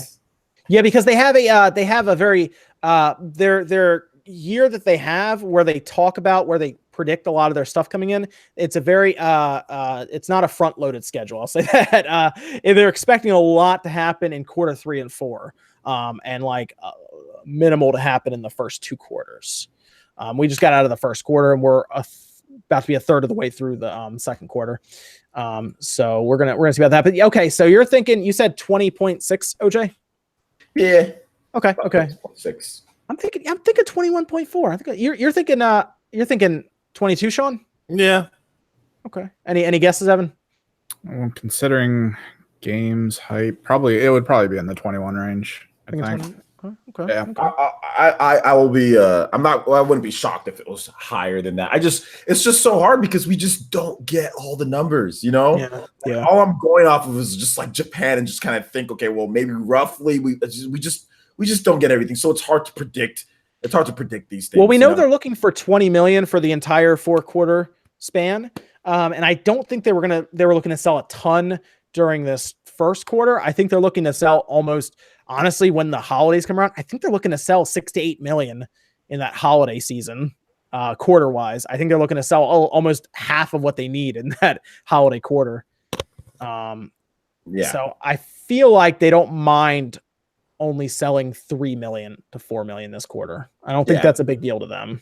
Yeah, I'm thinking that's around the 3 million or so, 20.7 to 20.6. But I think that in the next quarter, with Super Mario Party, then Smash Brothers or Pokemon, then Smash Brothers, then that's really gonna things start picking up. October, Pokemon, where things are gonna get out of control. Yeah, Pokemon definitely. And Smash is gonna be interesting because each Smash game, which is something that one of my users brought up, each Smash game has sold better than the previous one. Oh no, I think this one is gonna be the best selling one. Yeah. So each Smash game has significantly boosted sales for whatever its platform it's on, whatever the case is. It's just gotten better and better. So this Smash game, you essentially get the 3DS version and the Wii U version, and then you get on top of that, So I mean, like, because it's Switch is portable too, so yeah, this is gonna be crazy. I think that's really gonna be. I think I might. They should get the 3DS and the Wii U crowd together for this one title, right? They should. Yeah. Because in Japan it was crazy. Because Japan it was interesting to see because the 3DS version just like smoked. Yeah, they sold like over 10 million on the 3DS. Yeah. The 3DS version just like smoked the Wii U, especially in Japan. Like people bought the Wii U version, like it was still a top seller, but 3DS version just smoked it, just stay on the charts way longer. So I mean, now like people have that portable version of Smash that they've always wanted in Japan. So I think that's going to be big for for the scene going forward. I have it in front of me here. Let me see Smash. Okay, so Smash has sold on the 3DS 9.24 million according to Nintendo's, and I think the Wii U was a fair amount less than that, right? 5.34. Yeah, it's almost doubled it on the 3DS. Yeah, which is the 3DS. Much larger install base. Yeah, much larger install base. But it's going to be interesting to see how it is, man. Just because like I think Smash is just going to be, this is crazy because it has everybody, it has like Snake, and it has just all these different characters, and there's still more to be revealed, So let me read this out. K19 says PSN is down for me. Okay, I haven't checked that or anything, but I don't know if it's down completely. PSN goes down randomly at times. Also, thoughts on the new Labo? We'll ask Sean about that. Will be compatible. With Mario Kart 8 Deluxe. I mean, it looks like it could be just based on the way it looks. I mean, I like the idea of the pedal. What if they incorporated the pedal into that? That'd be cool. But Sean, are you picking that Labo up, man? I am not. Unless it comes pre-assembled, I am not. Oh, dude, you know what they should do? Amazon has that option where you can pay, and so they should have that for Sean. You'd click that thing right away. You'd be like, "Yep." Depends on the price. Like some of those are really expensive. Yeah, sometimes it's like $60, and it's like, whoa, okay. But honestly, if that means that some guy will come and sit in your living room and build that for you, Sean, and then hand it to you, I can make a video on that. Random stranger. I paid Amazon to build my Labo for me. Oh man, that'd be great. I'd be very curious to see how that goes down. That'd be awesome. Yeah, I don't think Sean's getting it. No. It's interesting because it looks like it's like just a more fleshed out version of the car kind of that they have. Yeah. So that could be kind of. I still need to give you that, Sean, so you could try that one out. One's a little more easy, compared to the robot. Yeah. So you can try that. Evan, what questions do we have, man? We have some Discord questions, don't we? Oh, I mean, we have one that got into the proper time and two that came in well after the buzzer, but we can try the first one, which, I mean, you and I were trying to interpret. I was trying to figure this one out. Our ability. I must have missed something. Maybe someone in the chat can even tell us. I must have missed something there. I'm going to try to read it word for word, and we'll see what we can do with this. Okay. What if the reason EA's is finding their EA Originals projects is to see... All right, hang on. Let me actually try to translate it because it's starting to hurt. Translate. What if the reason EA is, I'm guessing, founding their EA Originals project is to secure PC exclusivity for the Origin store? The games so far have been compelling enough to where if I was a PC only gamer, I would buy them on Origin and maybe pick up a few other games while I was there. I think I see what this is then. So they have their EA Originals where they do things like Unraveled 2. We just saw that. Faye is part of that. I think a Way Out was as well. They're saying instead of like selling it off, they're Origin exclusives, right? Is what they're basically saying. Like if this was an Origin exclusive, would this help their Origin service? And probably. I mean, some of those are compelling enough to be like, oh, okay, yeah, I'll go check that out. Like Unravel 2 is fun. I have it on my Xbox. It's a fun game. And if I heard you got to go to Origin to get a certain game like that, I'd be like, well, I guess I'm going to Origin to get it. They just need to build up their sports series don't have, from what I remember, a big presence on PC. Like Madden is just now coming back to PC after how long? Like 10 years or something crazy. Yeah.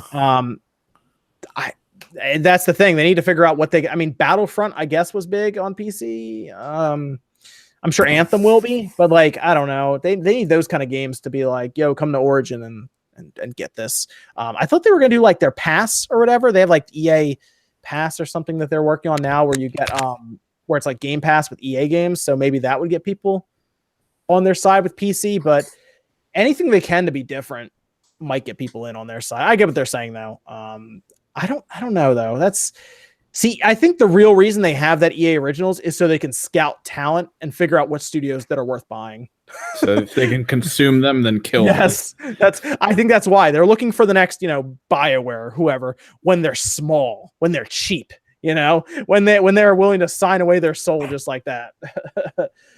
That's why I think they do their EA Originals, to be honest. Because if they find something like an Undertale, they just buy the studio. Yeah, it's like the same reason Sony, I think, bought into the Wizard World stuff, like the conventions, like the Comic-Cons, so they can basically go there and tell people like, hey, if you sign over your comic idea to us, we might make a movie out of it. It's just money. Yeah, because if you look at the contract that they apparently have them sign up, EA gets all the money up until the cost is covered, and then the rest of the money goes to the studio. So the studio gets profit, EA gets the cost. So EA, as long as the game doesn't completely bomb, because I don't think they put a lot of money into this stuff anyway, they'll still get their money back, and they scout the talent.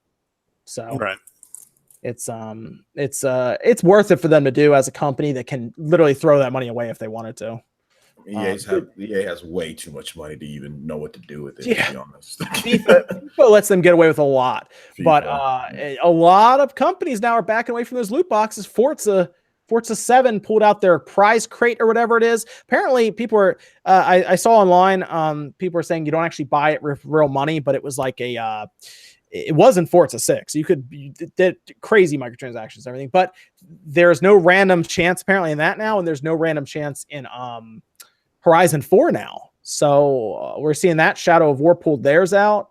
Apparently Anthem, Battlefield, none of these are going to have it. So it's interesting. I think a lot of it has to do with the law kind of poking in now. I think who you call it had to was it Steam or whoever, somebody had to pull Valve, I think had to pull them off of CSGO, right? In Netherlands, I think. They made them, like they actively made them do it. So yeah. Also, I think that just the huge backlash from Star Wars, EA's like terrified of those. Although people in FIFA, man, they don't care. They're like, whatever. Here's $100. FIFA sells. People are crazy with that. I know, but those I'm telling you, like I know we've talked about this before, but I swear, man, if it didn't have that, we could be looking at one of the greatest. Star Wars Battlefront 2 could be one of the greatest selling games of all time. I think personally, if that whole controversy didn't happen, they probably lost billions on that one. So I bet you they could have cracked 20 million units for Oh yeah, easily. I think they could have done it. The first one didn't it? I think the first one was. I think that was 15 million. Yeah. Yeah, and the second one's better. And there's a bigger install base now than there was then. Yeah, and it has a single player. The second one's better. It's just I play the second one on my Xbox sometimes. It actually looks pretty good on there, and it's a fun game. But yeah, I could those microtransactions, those random chance crates, they were so built into the core of the game. It still feels weird without them. It's very weird. I'm not kidding. It's like you can tell that was supposed to be there for a lot of it. And apparently in Forza they were so built into it that they're not going to be able to remove them until the winter time. Because they have to restructure the game because they're taking out a core element of it. They're really bad at like the Forza. Like they're not good in there. Like it's pretty horrible. Did it like Need for Speed? They took out theirs too, didn't they? At one point. Dude, people complained. That was the weirdest. You were opening loot boxes for like a new set of brakes for your car. Yeah. It's like what? Whatever happened to going to the race, earning the money, then going to the shop, and then you do that way. Dude, like AutoZone's missing out, man. What if you went to AutoZone and there's a loot box you put in they just handed you a random box. You get what you want. Yeah, what part did you come here for, sir? The golden spark plugs. I hope you brought your checks with you, sir. This could be a while. Oh man, that was crazy. I remember. Was it R. Potter, Evan, who was complaining about that? I saw him on Twitter talking about that. The Need for Speed Payback with their loot boxes. I think it would have been him because he loves those games. He was like, they damaged that game completely with those things. And it's like, I just want Need for Speed Underground 3. That's all I want. Yeah, that's crazy that happened. Yeah. Oh, there you go, Sean. Wishbone says Spartan console will outsell the Atari VCS. Okay. Hey, you know what? You know what's really funny, Sean? That Dreamcade replay thing that I'm looking at, it's the Atari box.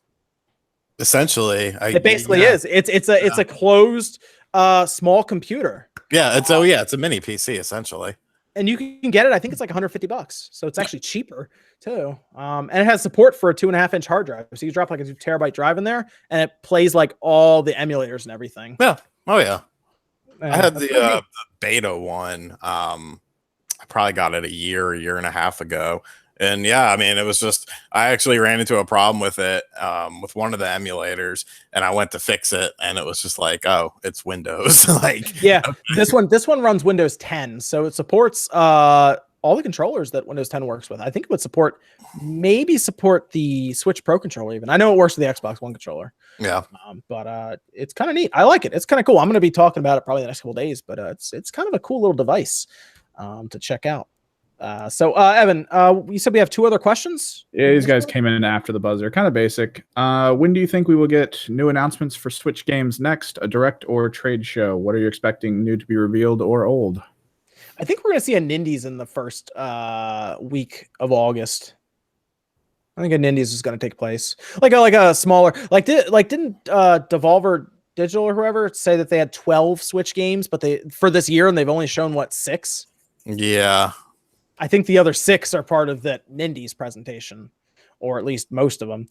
So I think there is going to be a smaller Indies present. We had Nindies last. When did we have our Nindies last year? When was that? That was like that was that like May? Am I thinking right? When was that? It was like Mayish. There were a couple of them though. There were like 2 or 3. Yeah. There's a summer one. There was one. Yeah, there was. It looks like there was 2. Yeah, I think we're going to see one in the first half of August. So I think the first week we're going to hear about it.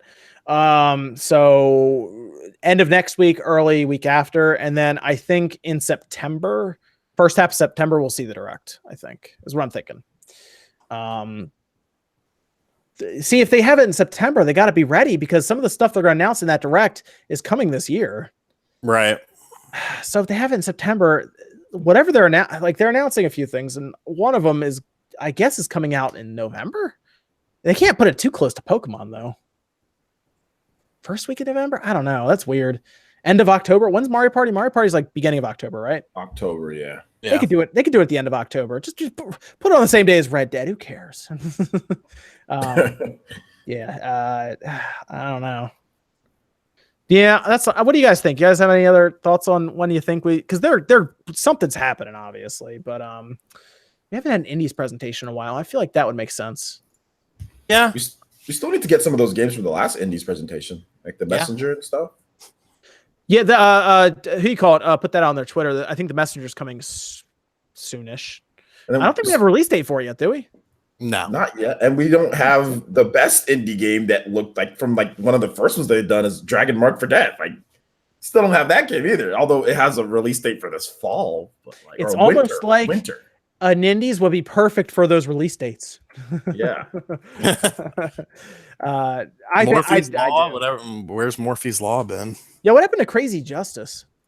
Yeah, that's an interesting situation. That one, there's some problems there. I don't know what the problems are, but there's some problems. They're not talking like it on Twitter.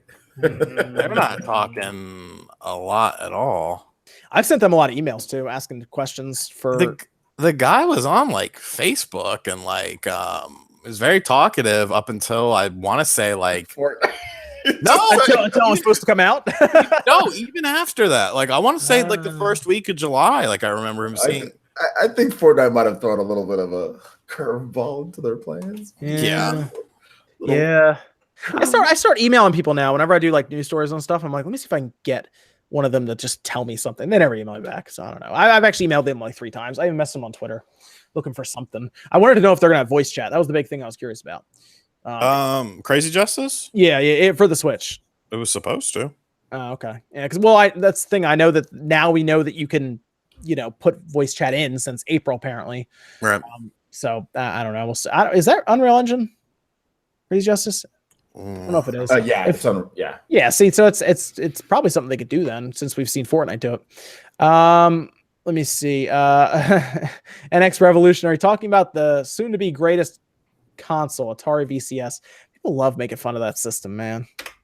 That is such a. I think it's just such an easy system to make fun of. It really is. I'm getting an Atari VCS. They upgraded it recently to 8 gigabytes of RAM, so I'm going to be rolling heavy with that Centipede game. Yeah, I'm definitely getting one though. I'm hoping it actually comes out July 2019, but I'm not getting my hopes up. But I'll be getting it, taking it apart, and I guess I'll play it too. Why not? So I'll be doing that. But I will say I'm honestly impressed with this Dreamcade thing. So, they've been talking on Twitter. Crazy Justice, Black Riddle Studio. I think it's just because their game was supposed to come out at the end of June, right? Yeah, that was. Yeah, they never really said a concrete release date. They said Q2. They said Q2 2018. Right. Okay. Yeah, we're still in that second quarter. No, we're not. No, we're not. We're out of the second. We're in the third quarter now. We're like midway. No, we're not midway through. We're getting close to being midway through. Omkar says, do you think Kingdom Hearts would come to the Switch? Ooh, I don't know. They like Sony a lot. Maybe not 3, but maybe an older one.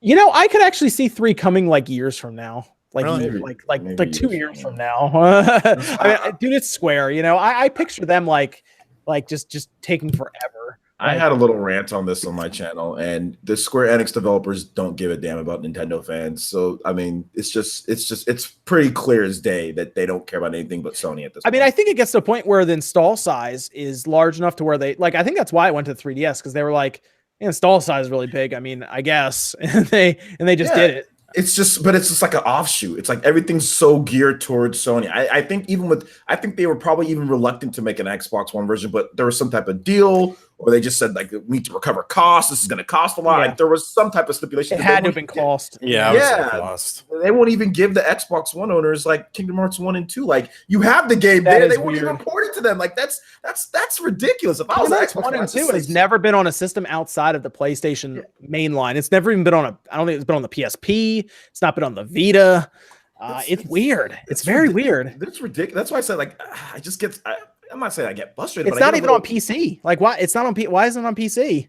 I just get a little annoyed, like, with the Kingdom Hearts. Like, when people try to like suck up to them so much, or just try to beg. I'm just like, why? These guys are jerks, man. Like, all they care about is Sony. Like, how is it? I still don't understand. Kingdom Hearts. I can't believe Kingdom Hearts still is not on PC. That is weird. That's like an easy. Like, I don't even think Sony would care. They don't care about PC stuff. As we've seen, that's weird that it's not on PC. Celadon says, still want that Spider-Man PS4. I do. I've thought about it more and more. Red's my favorite color, and I really like the look of it. So I was thinking about this. I was like, I might get the Spider-Man PS4 Pro and then give this Pro to Evan so we can cover PS4 games. So, you know, business expense. There you go. I just needed the shiny one. I was going to buy Spider-Man anyway, so technically, it's like I'm saving money, you know. So right, yeah, there you go. That one. I just got to convince myself that I'm okay. That's all you got to do. Yeah, because Evan doesn't want to admit it, okay, but he's a PlayStation guy. Okay. Oh, is it? He had for a long time. Yeah. He had the PS2. He was a diehard PS2 person. He was big on that. When he traded his PS2 in, he traded in some good games too. He had like some ridiculous library. He traded in for a DSi. Oh yeah. Oh no. Yeah, I was like, oh yeah. Well, you don't get to show me that tech demo with the face tracking and all the cool stuff that the European game gets, and not have me go like, yes, I want to try this, and then immediately be like, oh, we're not. See, Rex is great. Actually dropping some knowledge in here about why Kingdom Hearts isn't anywhere else. He said, my girlfriend said that the reason it's not on other consoles until this one was because Sony owns the rights to the music from Utada. I'm going to tell you now, Rax, if your girlfriend told you about why Kingdom Hearts is not on other platforms, you might want to go buy a ring now. Okay. if she's telling you why Kingdom Hearts is not on other platforms, I think that's a lame duck excuse. If that is, I think that is lame. Yeah, but you know, Sony, man, Sony is like one of the last cutthroat companies left from the 90s. You know, if they can figure any little thing to not go to other place, yeah, that's I can see, but man, that just seems to be so weird. But hey, you know what? If that's the case, but like then okay, well then where's Dream Drop Distance? Where's all these Chain of Memories? Where's all these other ones for all the other systems then? Where are those at? Yo, let's just get Crisis Core on something other than the PSP first. All right, then we'll talk Kingdom Hearts then. I need Final Fantasy VII Crisis Core on something else. Like the Switch would be perfect for it. I was saying the Vita. I don't think they ever brought to that, even with the PSP stuff. In the chat, hold up, people in the chat saying it's fact. It's not facts. That's just what they heard. It's a rumor, if anything. What do you mean facts are facts? There's no facts on that. What's that? But the whole music thing. Okay. There's no facts. It's not a fact at all. Come on now, chill. Oh, I don't know. I don't know if that's the case or not. I have to look into that. Yeah. There's no fact. It's just a rumor that Rax's girlfriend heard, or what maybe it could be. There's no definitive reason why it is, or one way or another. So. Matthew Campos asked Sean a question. I think, hey, RGT, any chance we can see more comparison videos for the retro? Oh, he's talking about that device you have, Sean, the 2X. Oh, the retro thing. Yeah. Yeah. They're specifically interested in how the PS2 and Super Nintendo looks, and begging for a GameCube HD HDMI comparison. I'm sure. See, the thing of it is that I would have to do the GameCube through just composite, because I don't have, the GameCube component cables are, $250 to get them. So, I guess it would be somewhat interesting to see if it's a cheaper alternative to that. PS2 would be the same sort of thing. It would just be composite, but yeah, I could try to work that in and check out some more. Well, no, the PS2, you can use the PS3 component cables for the PS2. Oh, really? Okay. Yeah, you can just order. They're cheap. They're like $10 on Amazon, and it'll work fine. It's very easy to get those. And I think the PS2 supported some games in 1080. I think Gran Turismo 4 was actually 1080i, which was kind of cool on the PS2. Yeah, you like upscaled or something. But that was pretty cool. Wait, I had another one here.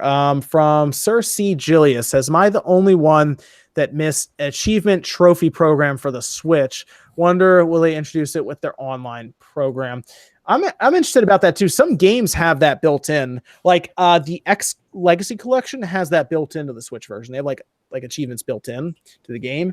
But to have like a part of that online service, like one that follows you, that's not a bad idea. Honestly, achievements, while I don't achievement hunt, I recognize the value in them and how they help to get people playing a game they might not play. Especially older ones, they might look into a game that has achievements that are easy and they might just go back and play it. I think it does help out companies with that. So I don't mind. I don't mind that at all. What do you think, Sean? You want achievements on the Switch? Yeah, I don't really care. I don't ever use them. I'm not an achievement or trophy hunter. Like the only time I ever notice them is when something pops up on the screen. It's like, hey, you did this. It's like, oh, okay. Yeah, but inside, you're like, yes, I did it. Man. NX Revolution says the Utada songs are on the 3DS game. I think that's for Kingdom Hearts. That's for Kingdom Hearts. Okay. Yeah. I wish I could tell you more about Kingdom Hearts. I played the games, the first one and the second one, and I really didn't get too into any of the other ones. I'll be honest. I did. I'm gonna play 3. And there's a lot of good videos on YouTube to check out if you want to get caught up on the story quickly. I told you guys last time, go check out Ant Dude. He has a good video on it. Couple of videos actually. He did a whole Kingdom Hearts month, I think. But if you want to get caught up on it, because 3 is gonna be really cool. So let's see. Evan, do we have one more question left? I was trying to count in my mind. Did we answer 2 of them? The one that's left is, do you believe the Switch eShop will get a redesign or new features? What do you think it needs in terms of UI right now? I think they need reviews and ratings. Reviews and ratings, definitely. I think they need a better sorting system for types of games. Yes, and it needs a lot of things. I feel it's just not very intuitive. You know what I'm saying? Like, it's not easy. There should be I feel like there should be a dedicated category to like games that are like $5 and under and stuff like that. And maybe that's where those games are. They're not mixed in with other games and stuff like that. Like, there's a lot of things they could do, but there's a lot of things that they should do and need to do, and really just making it easier to navigate is the main thing. I like the idea of like Discovery being more apparent on it. Like when you pick a game, like let's say I go down and I pick Octopath Traveler, like if it showed games like this or like RPGs below it, like it would show Shining Residence and like some other stuff right below it. Like when I'm on its page. These are a lot of the Steam features, yeah. Well, no, I mean this has been there since the 360. I remember PS4 has that too, right? I think most of the systems do. Yeah. I think Steam added that in at one point after I'd seen it on the 360. One of the big things they're constantly working on now is trying to create a working algorithm where it looks at your entire library and then it'll just start popping games up that equate to that. But with Steam, it's the topics, like the actual tags for the games. There's so many of them, and people misuse them so much that it's not working. Steam is a free for all right now. that is one in trouble storefronts. Oh man, that is something else. They need the best algorithms they can. That's all I'm gonna say about Steam. Man, I told you, I think it was like 20 or 30 games hit it per day last year or something. It was insane. That's ridiculous.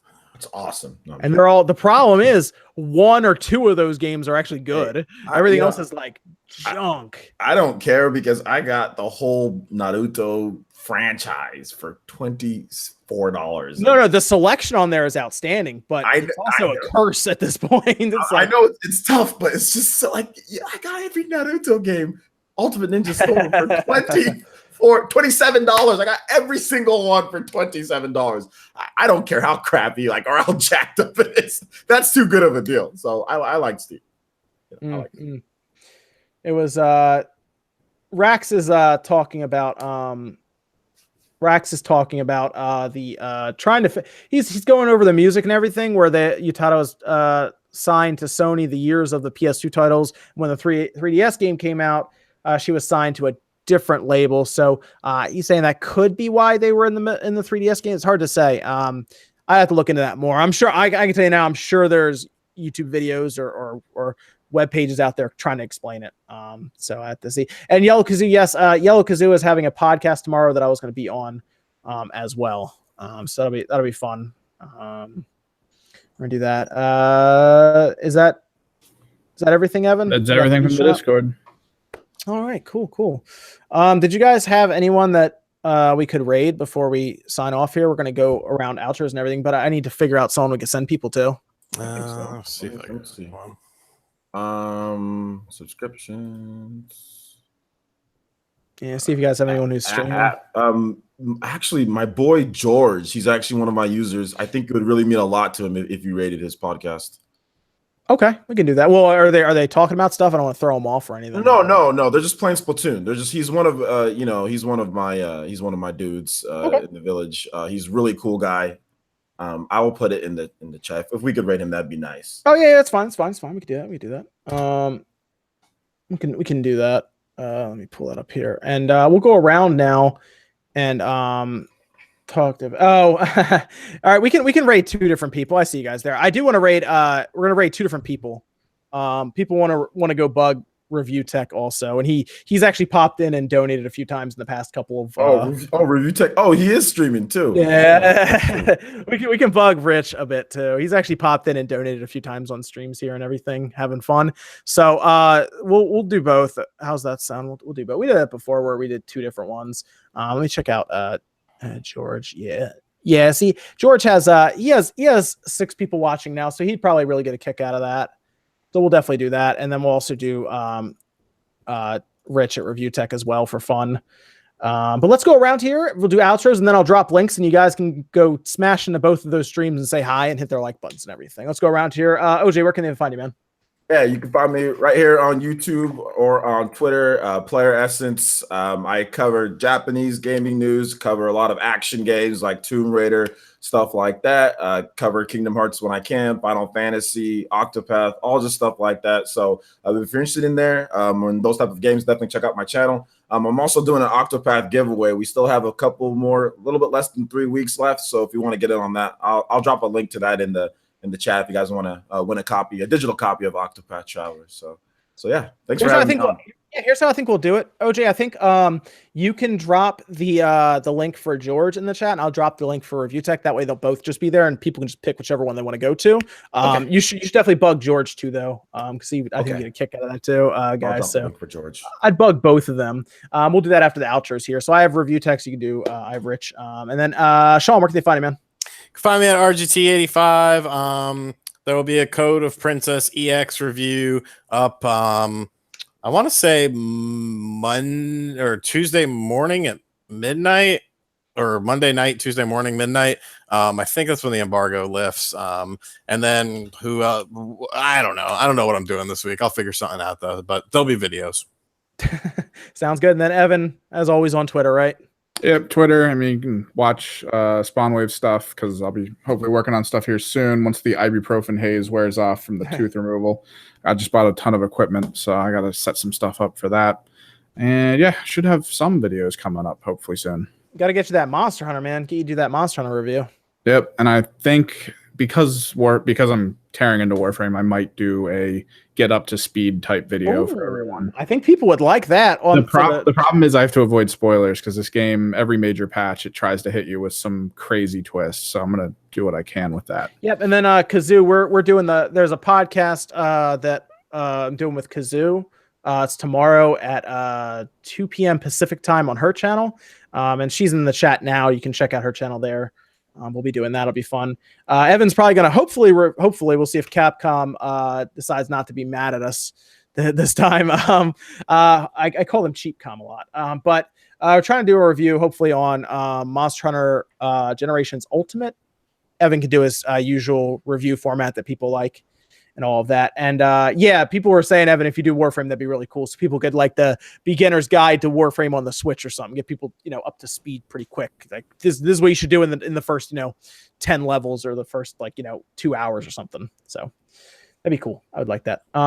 Okay, cool. But that's it. Let me drop the links. OJ, you have the link for George. I dropped it. They've already been raiding over there. Oh man, you're already after him. Yeah, there's like 40 something people in George's stream right now. So. Oh, that's cool, man. That's good to hear. I dropped review text there, Rich, so you can go bug him as well. Say hi at the like button. Say he came from the Spawncast or Spawnwave and everything. And it's gonna do it, guys, for Saturday night here. We're gonna have a bit more to talk about, I think, next week because Nintendo will have all the numbers out, and it'll take a little bit of time probably to go through that and kind of speculate on where they're going and everything. This is gonna be a lot of fun. So, guys, that's it for episode 69. We'll be back next Saturday night, 9 p.m. Eastern time. I'll see you guys then.